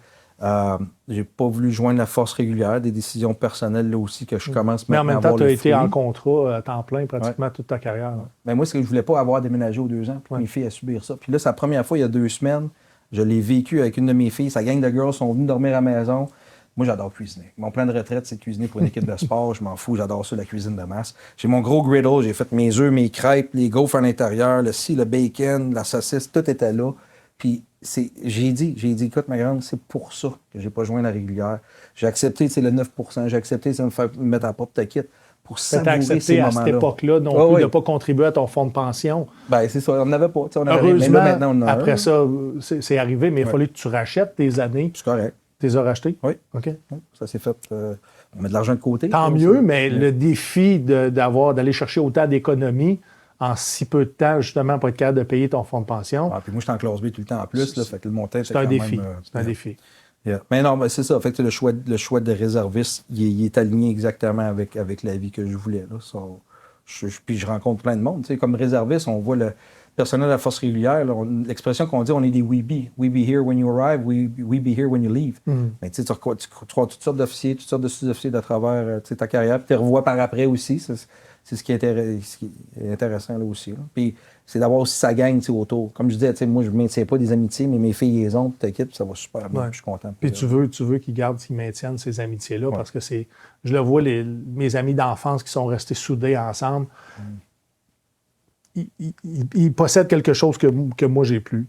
Puis je pourrais reconnecter avec eux autres, mais avec la carrière que j'ai décidé de mener, je les vois moins souvent, je les salue quand même, puis je vous aime. Mais puis souvent, ils me le reprochent de ne pas être assez présent. Puis je pense que quand tu commences à vouloir faire une carrière publique, il y a des sacrifices que tu fais, mais il y a un coût à ça, puis il faut que tu en sois conscient. Tu portes la pin, justement, de l'Institut Dallaire. Oui. Et je ne connaissais pas du tout l'Institut Dallaire. Tu veux-tu présenter l'Institut aux gens? L'Institut Dallaire, c'est un institut qui est basé à l'Université Dalhousie à Halifax. Je pense que c'est sous le département de sciences politiques qu'on est là. Qu'est-ce qu'on est? C'est une organisation qui a été créée justement par mon père, par d'autres membres aussi du monde des affaires et de la diplomatie, qu'est-ce qu'il y en a. Le mandat de cette organisation-là, qui existe maintenant depuis au-dessus de 15 ans, il y a 3 volets. Le premier, on deal avec les nations du monde. Fait que, à travers les principes de Vancouver en 2017 qui ont été signés, on fait affaire avec... Je ne connais pas, par exemple, les principes de Vancouver, c'est la reconnaissance que des nations n'utiliseront pas des enfants dans des théâtres de guerre, comme enfants soldats ou quoi que ce soit. C'est vers ça. Il y a quand même 106 nations, je pense 104 ou 106 nations qui ont signé là-dessus. Puis là, présentement, on est impliqué, on s'enligne vers 7 pays là, en Afrique. Là, j'arrive justement du Ghana. On est en train d'aligner un memorandum of understanding. Parce que tu es actif dans l'Institut? Oui, je suis actif. Je suis un aviseur. Est-ce que l'armée considère qu'il y a un conflit d'intérêts? Pas dans ce cas-là. Non. Il n'y a pas de salaire, il n'y a pas rien, quoi que ce soit. Puis ça valorise les forces armées canadiennes. Absolument. Dans ce que je fais, là, qui est ultimement protéger les enfants là, des conflits là, armés, là, quoi que ce soit. Puis quand je pars en Afrique, quoi que ce soit, c'est mes congés annuels que je prends. Fait que je prends pas de temps off ou whatever, puis il n'y a pas de salaire derrière ça non plus. Fait que c'est ça. L'Institut, c'est ça. On a un volet qu'on va dans des théâtres, dans des pays où on entraîne les armées pour voir l'enfant non comme un système d'armes, mais comme une victime. Pour essayer changer la mentalité. Ben, c'est exactement ça. Puis surtout en Afrique, on voit les résultats derrière tout ça parce que, pas juste dans le processus militaire, mais dans le processus police aussi, service correctionnel et immigration, pour qu'eux autres, leur capacité de détection, voient un enfant, un pattern of life. Donc, il y a quelque chose derrière ça. Il y a un adulte derrière ça. Il est sous le joug d'une organisation, puis il est pris en charge, puis éventuellement, ils vont y mettre un arbre dans les mains, puis il va... Ben, c'est ça. Puis Ghana, c'est un excellent exemple. Tu as Burkina Faso maintenant qui penche plus du côté russe. Tu as le Shabab qui commence à rentrer du côté du Togo aussi. Tu as des intérêts internationaux qui sont là aussi pour des land disputes, qu'est-ce qu'il y en a. Fait que les enfants sont utilisés. La jeunesse est très présente en Afrique. Elle représente une grosse portion de la population. Fait que c'est un gros bassin aussi qu'ils peuvent aller chercher pour les amener à faire des choses pas nécessairement clean. Là, so. Fait qu'on a ce volet-là. On a le volet aussi qu'on entraîne des pays, pas juste de l'Afrique, mais de l'OTAN aussi. Mm-hmm. Comment réagir aux enfants soldats? Comme quand tu tombes sur contact, qu'est-ce qu'on vise en premier? Ben, on vise les adultes, commandement et contrôle. Ça a été démontré qu'un enfant va arrêter d'engager le tir quand il y a un adulte qui n'est plus derrière lui. C'est comme l'instructeur, le fatigant, là, qui donne tout le temps un coup de pied là, sur toi, là, tu le checkes tout le temps. Ils perdent leur courage. Ben, c'est ça. Fait que là, la machine... Ils perdent l'intérêt aussi parce qu'ils le font souvent pour être valorisés, pour faire appartenir à la gang. C'est une famille pour eux autres, parce que dans le fond, souvent, c'est des enfants c'est des enfants de la rue. Soit de la rue, ou qui ont été kidnappés, ou qui ont été vendus par force. Là, des fois, c'est ça. Parce que l'autre bout qui est un petit peu cru à entendre, mais c'est des témoignages, des leçons apprises des enfants soldats qui nous disaient que des fois, il faut continuer à engager par le feu. Puis malheureusement, éliminer 2-3 enfants soldats là-dedans pour que les 10 ou 20 autres, dans le chaos, puissent se sauver. Puis venir de notre bord, puis pour on puisse les démobiliser, les désarmer, puis les ONG s'occupent de la réintégration, là, puis tout ça. Fait qu'il y a beaucoup de ces choses-là qu'on apprend là, au niveau...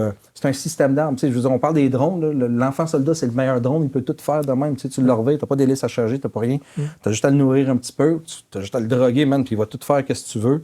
Fait que c'est extrême. C'est un bon système d'armes. Puis quand on le voit, disons des checkpoints ou quoi que ce soit, ben pattern of life, ça nous est rapporté. Parce que dans la négociation, par exemple, entre les belligérants, ben, s'il y en a un qui utilise des enfants soldats, ben, on va y mettre dans sa face. Que tu es en train de faire ça, tu briques des règles, etc. Fait que ça peut jouer à l'intérieur de ça. Puis il y a le troisième volet. Ça peut être dur à faire comprendre, par exemple, parce que c'est culturel. En fait, pas culturel, mais c'est fait de génération en génération. Puis pour eux, quand ils étaient eux-mêmes enfants, soldats, pour eux, c'était juste normal. Ben, c'est pour ça que c'est des cours quand même de 2 semaines, 3 semaines qu'on donne, ou qu'on rentre vraiment dans la formation pour voir comment que...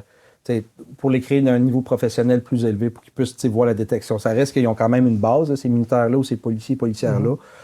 Fait que c'est à travers de ça qu'on travaille. Tu parles culturellement, oui. Il y a certains pays où les relations transactionnelles entre adultes et enfants, c'est correct. Des mariages aussi comme ça. Fait faut s'adapter à ça. On n'est pas...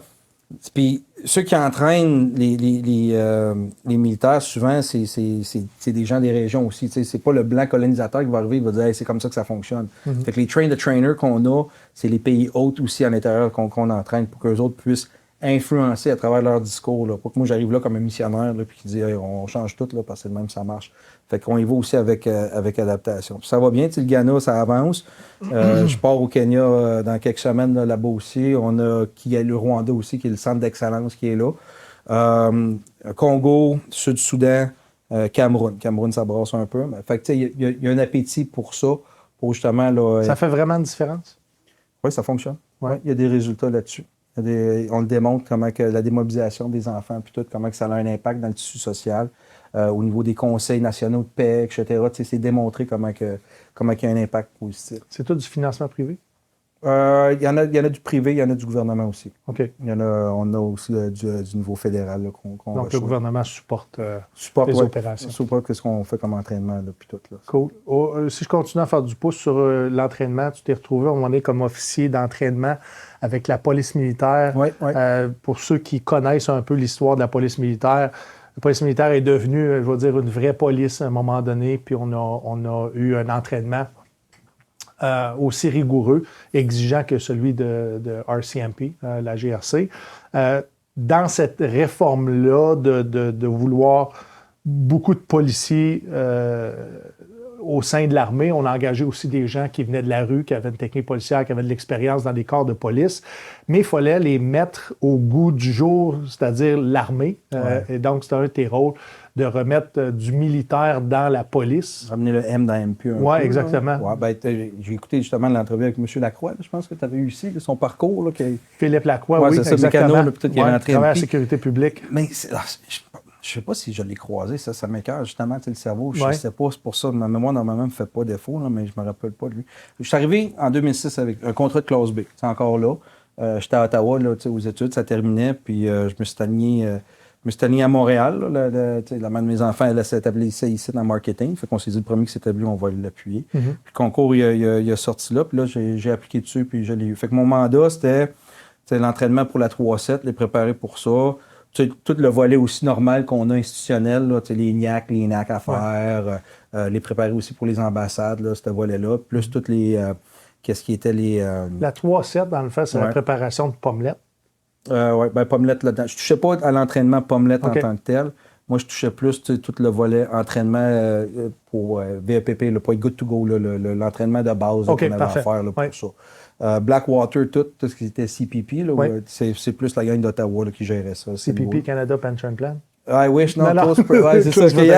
J'avais jamais entendu celle-là. Trop. Le chocolat, j'avais jamais entendu celle-là, Canadian Pension Plan. Je suis pas encore rendu là, t'as peu. Dans 3 ans, 5 ans, ça va faire partie. Ils sont déjà rendus là parce que quand tu arrives à l'invalidité totale et permanente, tu vas chercher le crédit d'impôt.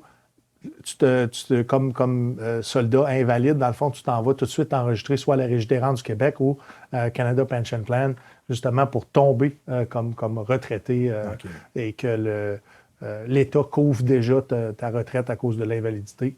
Puis après ça, c'est le reste par rapport à soit les anciens combattants ou la CCIP, qui est notre assureur privé, va couvrir la différence des dépenses. Anyway, juste pour expliquer aux gens. Non, mais c'est intéressant. Moi, je ne sais pas que c'était ce point. Mais c'est le fun, j'espère que les hommes et les femmes pour ceux qui sont justement dans l'invalidité totale et permanente. Donc, des fois, c'est tough juste à remplir la documentation. Absolument. Puis les gens vont souvent pas vers le crédit d'impôt pour personnes handicapées, mais la synergie des blessures peut les amener à être considérés autant comme quelqu'un qui est handicapé parce que, justement, je ne sais pas si c'est au niveau des limitations fonctionnelles ou quelque chose comme ça, mais un médecin peut déclarer l'invalidité. Ah oui, tout le côté légal. Mais les MP, c'est ça. J'étais revenu avec eux autres pour justement la 3-7, des exercices, beaucoup de chantiers, beaucoup de manœuvres, parce que à l'époque de la Bosnie, on était très bon côté police, enquête, puis tout ça. Mais c'était de ramener le volet militaire. Je veux dire, ils se retrouvent en RG 31, la Kandahar à se promener, puis t'inquiète, ou whatever. Les TTP aussi, il faut les maîtriser, il faut les connaître. J'ai eu un support... Peux-tu expliquer aux gens c'est quoi un TTP? Technique, tactique et procédure. Comment réagir à l'ennemi, comment réagir dans différentes situations, une embuscade ou quoi que ce soit, un point de contrôle de vie. Toutes les choses dans lesquelles l'imaginaire, on peut se retrouver, mais on développe des scénarios là, autour de ça. Puis les TTP, c'est pour réagir justement à ces menaces-là dans lesquelles constituent. Est-ce que c'était difficile de pas convertir les policiers? Parce que beaucoup de policiers militaires, il y en a qui viennent de transfert de transfert de d'autres métiers. Souvent, on a vu des 22, les gars d'infanterie, des gars des métiers combat transférés comme policiers militaires. Eux autres, c'est facile de les amener à maîtriser le côté champ, le côté M pour militaire, mais il y en a plusieurs que ce qu'ils souhaitaient en devenant policier militaire, c'était vraiment de faire de la police. Puis quand il arrive la nécessité de les former aussi en opération de campagne, c'était plus rigide. Est-ce que tu as senti ça? Non, j'ai pas vu de fossé vraiment. Pour être bien honnête, je sentais quand même qu'il y avait une Il y avait une synergie volonté. entre l'OPD, lui qui arrive de la rue, c'est une blague, versus le transfert de métier ou qu'est-ce qu'il y en a. Puis d'ailleurs, le transfert de métier, pour moi, était une ressource indéniable parce que ça devient ton instructeur dans sa profession. On avait beaucoup de 22. Quand René Chantier, c'est mes moniteurs de tir, c'est eux autres qui renaient ça roulait là, A1. Puis l'échange d'informations aussi était là. Puis l'ego a été mis de côté après, je sais pas si c'était la 3.7 ou en préparation pour la 3.10, je me rappelle pas. Mais un vieux, je me rappelle plus de son nom, un vieux adjudant 22, qui avait fait du service, avait fait le commando, là, puis tout ça, était rendu caporal au MP. Puis un autre caporal MP qui était là, réserviste, revenait d'une rotation. Je ne savais pas s'il était avec la gang de l'Ouest ou whatever. Mais il échangeait avec lui. Mais l'adjudant 22, l'ancien adjudant 22 qui était rendu caporal MP, il avait tout mis ça de côté.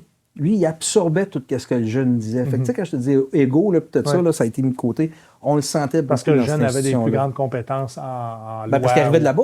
C'est un partage d'expérience. Il n'y a aucun substitut. Tant qu'à moi, tu as bien beau tout apprendre dans les livres, mais il n'y a aucun substitut à l'expérience. Puis c'est ce qu'il partageait. Puis là, tu es là, OK, c'est bon. Il prenait des notes. Il écoutait ce qu'il disait.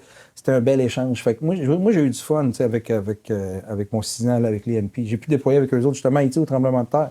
J'étais greffé avec eux autres, c'est les autres qui faisaient mon escorte. Fait que, je les connaissais là, déjà en partant. Fait que le lien était très facile là aussi. Là.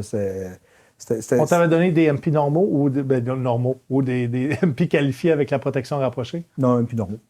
Puis, pas de protection rapprochée. C'était 2 G-Wagon qui prenaient avec les cerises dessus. Puis moi, j'avais un Suzuki whatever, là, CRV, là, quelque chose, une voiture civile, là, puis j'étais là-dedans. Dernière chose, j'aimerais aborder avec toi. Tu t'es ramassé capitaine aux opérations de l'armée de terre. Oui. Et justement, à nos débuts en Afghanistan, 2003, 2004. En fait, on a commencé à déployer des troupes, je pense, au début des années 2000.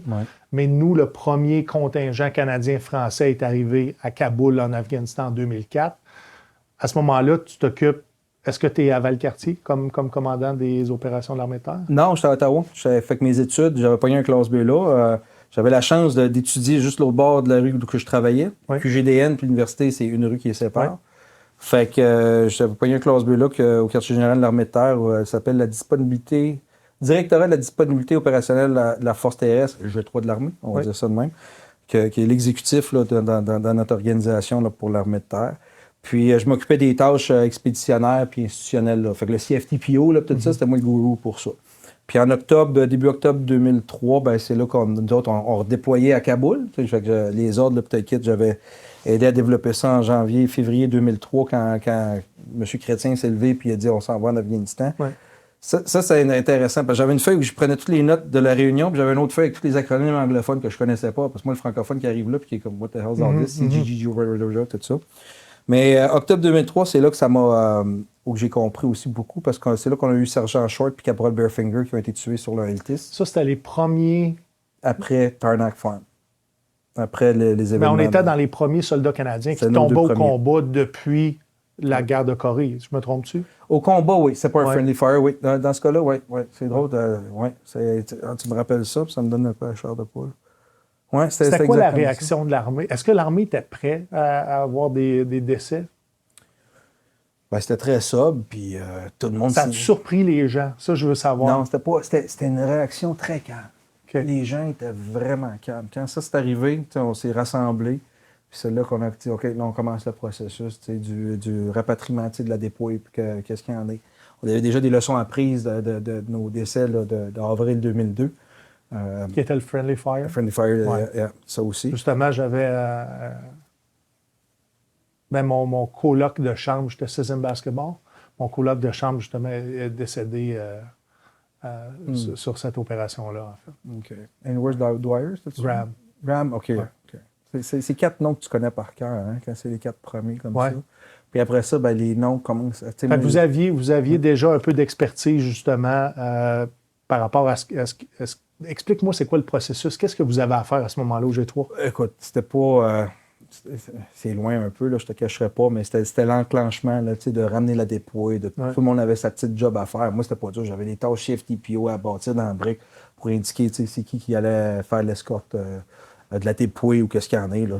Mais c'est l'émotion qui était très... Y a-tu du politique qui rentre en ligne de compte? J'ai pas vu ça. Non. J'ai pas vu ça. Fait que c'était vraiment opération militaire, rapatriement du corps, après ça, tout ce qui en suit jusqu'au funérailles. On est à portée de grenade du Parlement, mais il y a une séparation qui se fait vraiment. Tu sais, c'est deux entités. On fait notre affaire, on roule notre business. On a un corps très solide. Des fois, j'ai l'impression que c'est plus politique que ça peut l'être en réalité. Tu sais, des fois, c'est pas des thérapies de conspirationnistes, tu comprends, mais j'ai l'impression que le gouvernement, dans sa gouverne aussi, fait attention à l'opinion publique. Veut pas les budgets. Si l'opinion est défavorable à l'augmentation des budgets, ben ça va passer difficilement, tu sais. Oui, je comprends. Puis, tu sais, c'est un équilibre tellement délicat d'être politicien. Il y a tellement de ministères dans lesquels qui gèrent. Je veux dire, on a une crise du logement là, présentement. Je ne parle pas celle des forces, des PMQ. Là, je parle général. On a une aussi au niveau des PMQ qui est en train de. On voit qu'il y a un élan là, derrière ça de prendre des actions, là, puis tu te quittes. Mais c'est délicat. Tu en prends un petit peu pour donner à l'autre, pour essayer de vivre dans une société où c'est équilibré. L'armée, c'est-tu considéré une dépense ou c'est un investissement? Comment on voit ça? Chacun peut avoir son opinion là-dessus. Ce que je peux te dire, par contre, c'est que présentement, l'élan qu'on a depuis juin, on le sent pas mal fort. Ça faisait longtemps, ça fait depuis 2006-2007 que je me sens pas aussi... supporté? Oui. OK. Supporté pour de l'entraînement. Pour côté opérationnel, côté santé mentale, ça reste là. Je trouve que la structure est quand même solide à l'interne. Oui. Le leadership, j'espère qu'il s'engage quand il y a quelqu'un qui va pas bien. Mais le système médical, moi, je le trouve quand même pas pire. Mais du point de vue opérationnel, je trouve que... Là, je te parle comme réserviste. Parce que des fois, on est... Comme je disais, j'ai perdu 2 fois ma job. On est les premiers avec la fonction publique à perdre. Je te demandais, est-ce que tu as peur, là, avec les coupures, justement, dans la fonction publique, de perdre ton salaire, de perdre ton emploi? Puis tu as dit non, au contraire, je me suis jamais senti autant supporté dans ma carrière. Il y a ça aussi. Puis la fonction que j'ai dans les mesures d'urgence, puis dans la liaison inter-agence, elle reste quand même importante. Très peu savent qu'on est 7 officiers à 2 heures d'avis à répondre à toute demande d'assistance à la province ou à un partenaire fédéral. Fait que ce soit... Tu parles des opérations domestiques? Ou que je suis présentement dans la job que je fais. Puis le besoin, il est encore là, on le voit. Ouais. Les changements climatiques, tout. Vas-y avec la nomenclature de ce que ça comporte. Ton 2 heures d'avis. Qu'est-ce que je fais? Pour répondre à quoi? Toute demande d'assistance, que ce soit une alerte en mer, recherche et sauvetage, que ce soit les CHSLD ou quoi que ce soit. Fait qu'il y a un partenaire qui nous appelle, disons, il y a quelqu'un qui est porté disparu sous le fleuve, bien là, c'est la garde côtière qui a le mandat de tout ce qui est recherché au sauvetage au niveau aquatique. Fait qu'on reçoit un appel, écoute, il y a une demande d'assistance qui s'en vient, on a besoin d'un hélicoptère. C'est souvent un effet aérien qu'on cherche. Avec notre FLIR et tout, c'est souvent l'Air Force qui est sollicité là, avec nos capacités uniques qu'on est capable d'apporter là, pour le partenaire. Fait qu'à ce moment-là, ben, on est activé au niveau de la division, ben, une équipe Tiger Team là, qui réagit. Puis nous autres, on est liés entre le partenaire puis les forces. Il y a un JAG qui embarque là-dessus. Quand on parle de on alerte en bas, mais on parle de règles d'engagement de ticket. On ne veut pas faire partie du problème ou qu'est-ce qu'il y en a. Fait qu'eux autres, ils mettent leur contribution, leurs avis par rapport à ça. Puis nous autres, ben, notre job important, c'est faire comprendre les effets qui sont cherchés des deux bords. Traduire du militaire au civil puis du civil au militaire pour qu'ils comprennent nos limitations puis qu'ils comprennent qu'est-ce qu'on peut faire avec nos appareils. Puis même jusque dans le détail sur l'opération en tant que telle. Quand il y a une demande d'assistance, ben, c'est de fournir un hélicoptère. Ouais. Mais comme on a déjà eu, par exemple, avec un des partenaires qui a un hélicoptère, ben, nous autres, quand on déploie notre doctrine, on a un FARP, le Fuel Air Refueling Point, Forward Air Refueling Point, là, qui fait qu'un camion citerne qui suit l'hélicoptère. Mais le partenaire, il n'a pas ça. Fait que, il voulait qu'on le fuel, qu'est-ce qu'il y en a, mais ça, c'est une prestation de service. Fait que, c'est une autre demande qu'il faut faire. Fait qu'on peut pas, selon, on peut pas, il faut que tu ailles fueler ton hélicoptère à 20 minutes de vol ou qu'est-ce qu'il y en a. Ou des fois, les gens ne réalisent pas que les pilotes doivent dormir aussi. Puis il y a un logbook qui est important. Ah ben ça, c'est Flight Safety, c'est pas nous autres qui contrôlent ça, mais ça, c'est rigoureux, je pense. Mais ça fait partie de tout ce qui fait en sorte que toi, par exemple, l'aircraft ne serait pas disponible à cause que tu te fais dire justement qu'il n'y a pas de disponibilité, puis tu comprends la raison en arrière de ça. Ouais. J'avais envie que tu expliques aux gens, parce que tu as travaillé pour COSIM. Oui, la COSIM, oui. Explique-nous, c'est quoi le COSIM? C'est une organisation, c'est une appellation qui définit certains types d'opérations? Bien, c'est comme je disais tantôt, je parlais de la dimension humaine d'une opération militaire ou non kinétique, bien, c'est un petit peu ça. La coopération civilo-militaire le dit un petit peu. C'est quand on rentre, disons, dans on a une série de villes à rentrer ou qu'est-ce qu'il y en a, bien, nous autres, notre job, c'est de prendre contact tout de suite avec l'équipe en charge du tissu social. Là. Fait que tout ce qui est le grid électrique, on va voir les ingénieurs au niveau électrique, le centre d'épuration d'eau. Le but, c'est de ramener une certaine normalité dans la communauté. On dit de win heart and mind, puis ben, ça joue là-dedans. C'est une fonction militaire qui permet, nous autres, d'avoir de l'information sais, le I-STAR concept, là, le concept du renseignement, fait qu'en ayant de la donnée humaine comme renseignement, on est capable de nourrir la machine là, des opérations pour pouvoir mener les opérations là, par la suite. T'sais, on a cette information-là qui rentre. Mais aussi, on a un gros rôle. C'est pas un ONG, là, on n'est pas des gens en uniforme en ONG pour juste aller donner des toutous. Là, mais s'il y avait un ONG qui venait à faire des opérations dans votre secteur d'opération, vous allez les supporter ou les chapeauter? On est le point d'entrée pour les ONG. On est un peu le pont entre les partenaires de sécurité et les partenaires humanitaires. Fait que, on participe, comme Haïti, on participait au cluster, là, les rencontres avec les différentes ONG pour synchroniser nos effets. Fait que si les ONG sont toutes capables de faire quelque chose, nous autres, on est le dernier recours, peut-être qu'on va aller participer à un autre cluster pour voir si on peut amener notre appui à quelque chose d'autre. Par contre, si un partenaire n'est pas capable de répondre à la demande, puis que les forces, on est capable de le faire, ben, on le pogne, puis là, on y va là-dessus. Fait qu'on connaît les effets avec nos appareils, puis on connaît le langage aussi de nos partenaires, là, puis de la communauté, là, pour pouvoir gagner. Ben, en fait, le but, c'est toujours de gagner et de maintenir la confiance du public. Ça donne 24 heures, 12 heures, fait que c'est tout le temps ça, là, notre objectif là-dessus. Là. Je le pose à tout le monde. Ton plus beau souvenir en uniforme? Ben, j'espère qu'il n'est pas encore arrivé. J'en ai plein. Écoute, mon plus beau souvenir en uniforme, c'est romantique, je pense. C'est les soirs quand j'étais officier en devoir au camp Vimy. OK. Quand je voyais les soldats puis les soldates se préparer la routine de nuit. Tu sais, t'es là, t'es sur le camp Vimy. L'ébullition? Pardon? Le rasage, l'ébullition? Non, pas tu sais, nettoyer les tentes modulaires avec les lumières allumées dedans. OK. Tu sais, qu'est-ce qui fonctionne? Tu sais, nettoyage, whatever, préparation d'étudier ou quoi que ce soit. Mais c'est de voir ces lumières-là. Après ça, tu tournes de bord, tu vois le Montriquet qui est là, tu vois la route Bernatchez. Des fois, tu entends un griffon ou quoi que ce soit passer. Puis c'est de marcher là-dedans. Tu sais, il ne voit pas que je suis l'officier en devoir ou je suis commandant ou quoi que ce soit. Mais c'est juste d'écouter tout ce qu'ils font. Puis, tu sais, dans les films de guerre, moi, oui, il y a de l'action, quoi que ce soit, mais j'aime beaucoup les moments quand ils sont rassemblés, tu sais, autour du feu, tu sais, soit à l'aube d'une opération ou quoi que ce soit, ou qu'il y a des échanges. Ça, c'est un moment extrêmement fort pour moi, ces étés-là que je passais là. Ça, j'adorais ça. Puis, j'ai toujours voulu célébrer Noël en opération. J'ai toujours voulu vivre qu'est-ce que c'est. Moi aussi. Oui, hein? Ouais. Fait que j'ai célébré Noël, puis le 31 décembre. Puis ça n'a pas tourné tout à fait, mais c'était cool. Tu sais, j'étais avec les Canadiens puis quelques Britanniques, puis on a célébré le 31 décembre, puis on était à Freetown, au Sierra Leone. Puis j'avais acheté des feux d'artifice, je savais pas ce qu'ils faisaient. Fait que, ultimement, le feu d'artifice sort, il fait comme un articine, puis il éclate plus loin. Mais là, ce que j'avais pas cliqué, c'est que tu as la nouvelle ambassade américaine qui est l'autre bord là, du fossé de forêt. Là. Fait que là, je fais partir mes pétards, tout ça, on a du fun, on jase, c'est cool. L'officier en devoir britannique qui vient me voir, il disait, c'est vous autres qui pitchez des fusées, là, puis t'inquiète.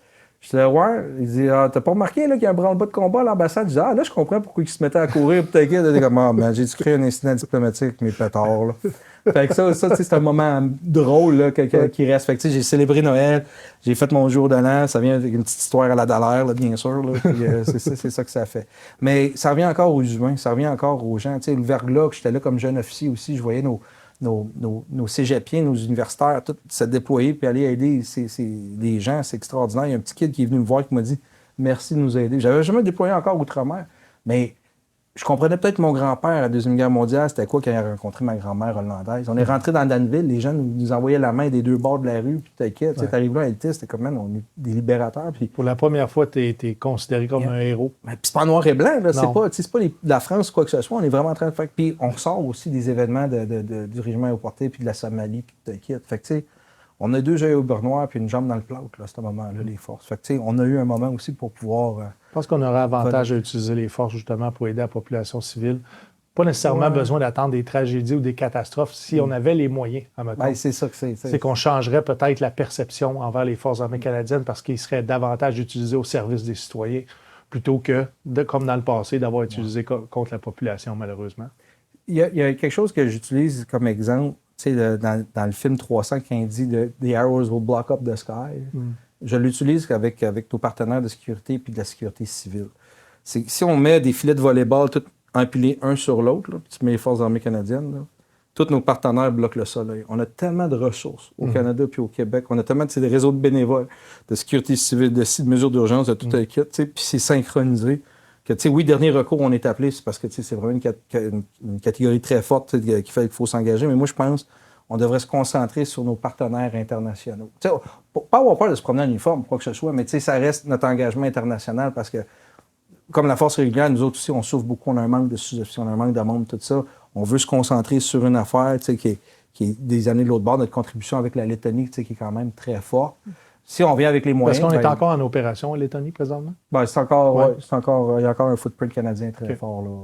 Je pense que c'est notre contingent là, le plus fort là, qu'on a déployé. Là. Sinon, tu as encore des petites missions là, qui roulent, là, Congo, etc. Sierra Leone, ça a fermé il y a quelques années. Mais tu sais, c'est encore là, c'est une discussion parce que ça fait du bien d'aider son citoyen. Tu n'as pas besoin d'interprète, tu sais comment que ça fonctionne, etc.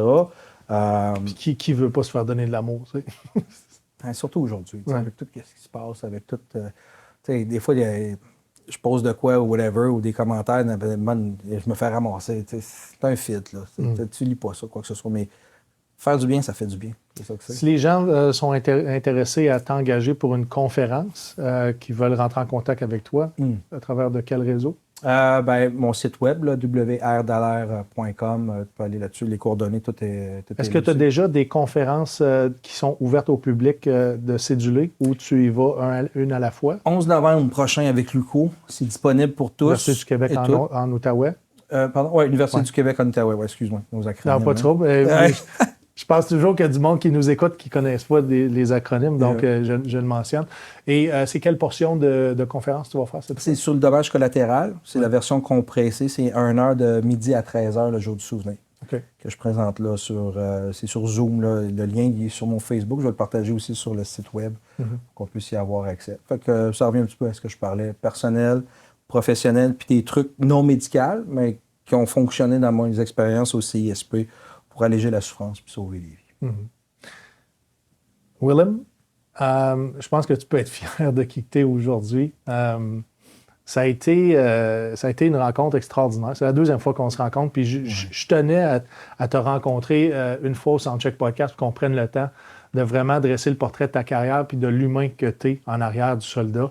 Tu continues toujours à service. Merci pour ton service. Merci de continuer à servir. Et merci pour ce que tu fais avec l'Institut Dallaire. Merci pour ce que tu fais aussi avec les conférences. Est-ce que tu te sens fatigué des fois? Tout le temps. Qui check sur toi? Personne. C'est correct. Non.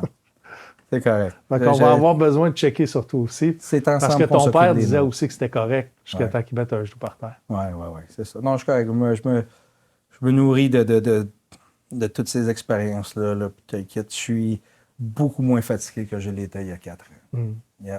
Je suis heureux. J'espère un jour de rencontrer ton père pour lui dire à quel point il a mis au monde un fils extraordinaire. Je ne connais pas ton frère et ta sœur, mais je suis convaincu que c'est des êtres humains à la hauteur de ce bonhomme-là. C'est mes idoles. Pour ceux qui ne connaissent pas, ton père a écrit 3 romans. Ici, je vous présente celui qui s'intitule « La paix ». Si vous avez envie de vous procurer le volume, il est disponible un peu partout. Oui. Encore. Amazon, tout. J'ai serré la main du diable. Est-ce que c'est quoi le nom du 3e volume?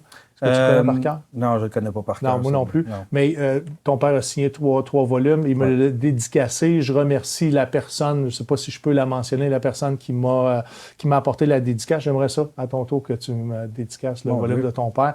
Parce que je pense que la pomme n'est pas tombée loin de l'arbre. Merci infiniment pour ton temps, ta générosité. Merci de continuer à servir, pas juste dans les Forces armées canadiennes, mais autrement dans la population civile. Ça vient du fond du cœur, puis c'est pas juste de moi, c'est de la population civile du Canada en entier. Y a-t-il quelque chose que tu voulais plugger avant la fin? Non, merci de continuer. Qu'est-ce que tu fais? C'est, comme je dis, c'est ensemble qu'on va s'occuper des Exactement. Autres, puis on va réussir. Excellent. Merci infiniment d'avoir été à l'écoute du Soundcheck Podcast Studio encore une fois. Abonnez-vous à nos réseaux sociaux, Facebook, Instagram, TikTok, Steven Bilodeau, humoriste. Je vous donne du contenu exclusif. Allez vous abonner gratuitement à la chaîne YouTube, le Soundcheck Podcast, ainsi qu'à la chaîne YouTube de TVC22, qui est mon nouveau collaborateur dans cette aventure-là, et de vous présenter à chaque épisode des vétérans, des soldats incroyables. Merci d'être à l'écoute et on se donne rendez-vous pour un prochain épisode du Soundcheck Podcast Studio.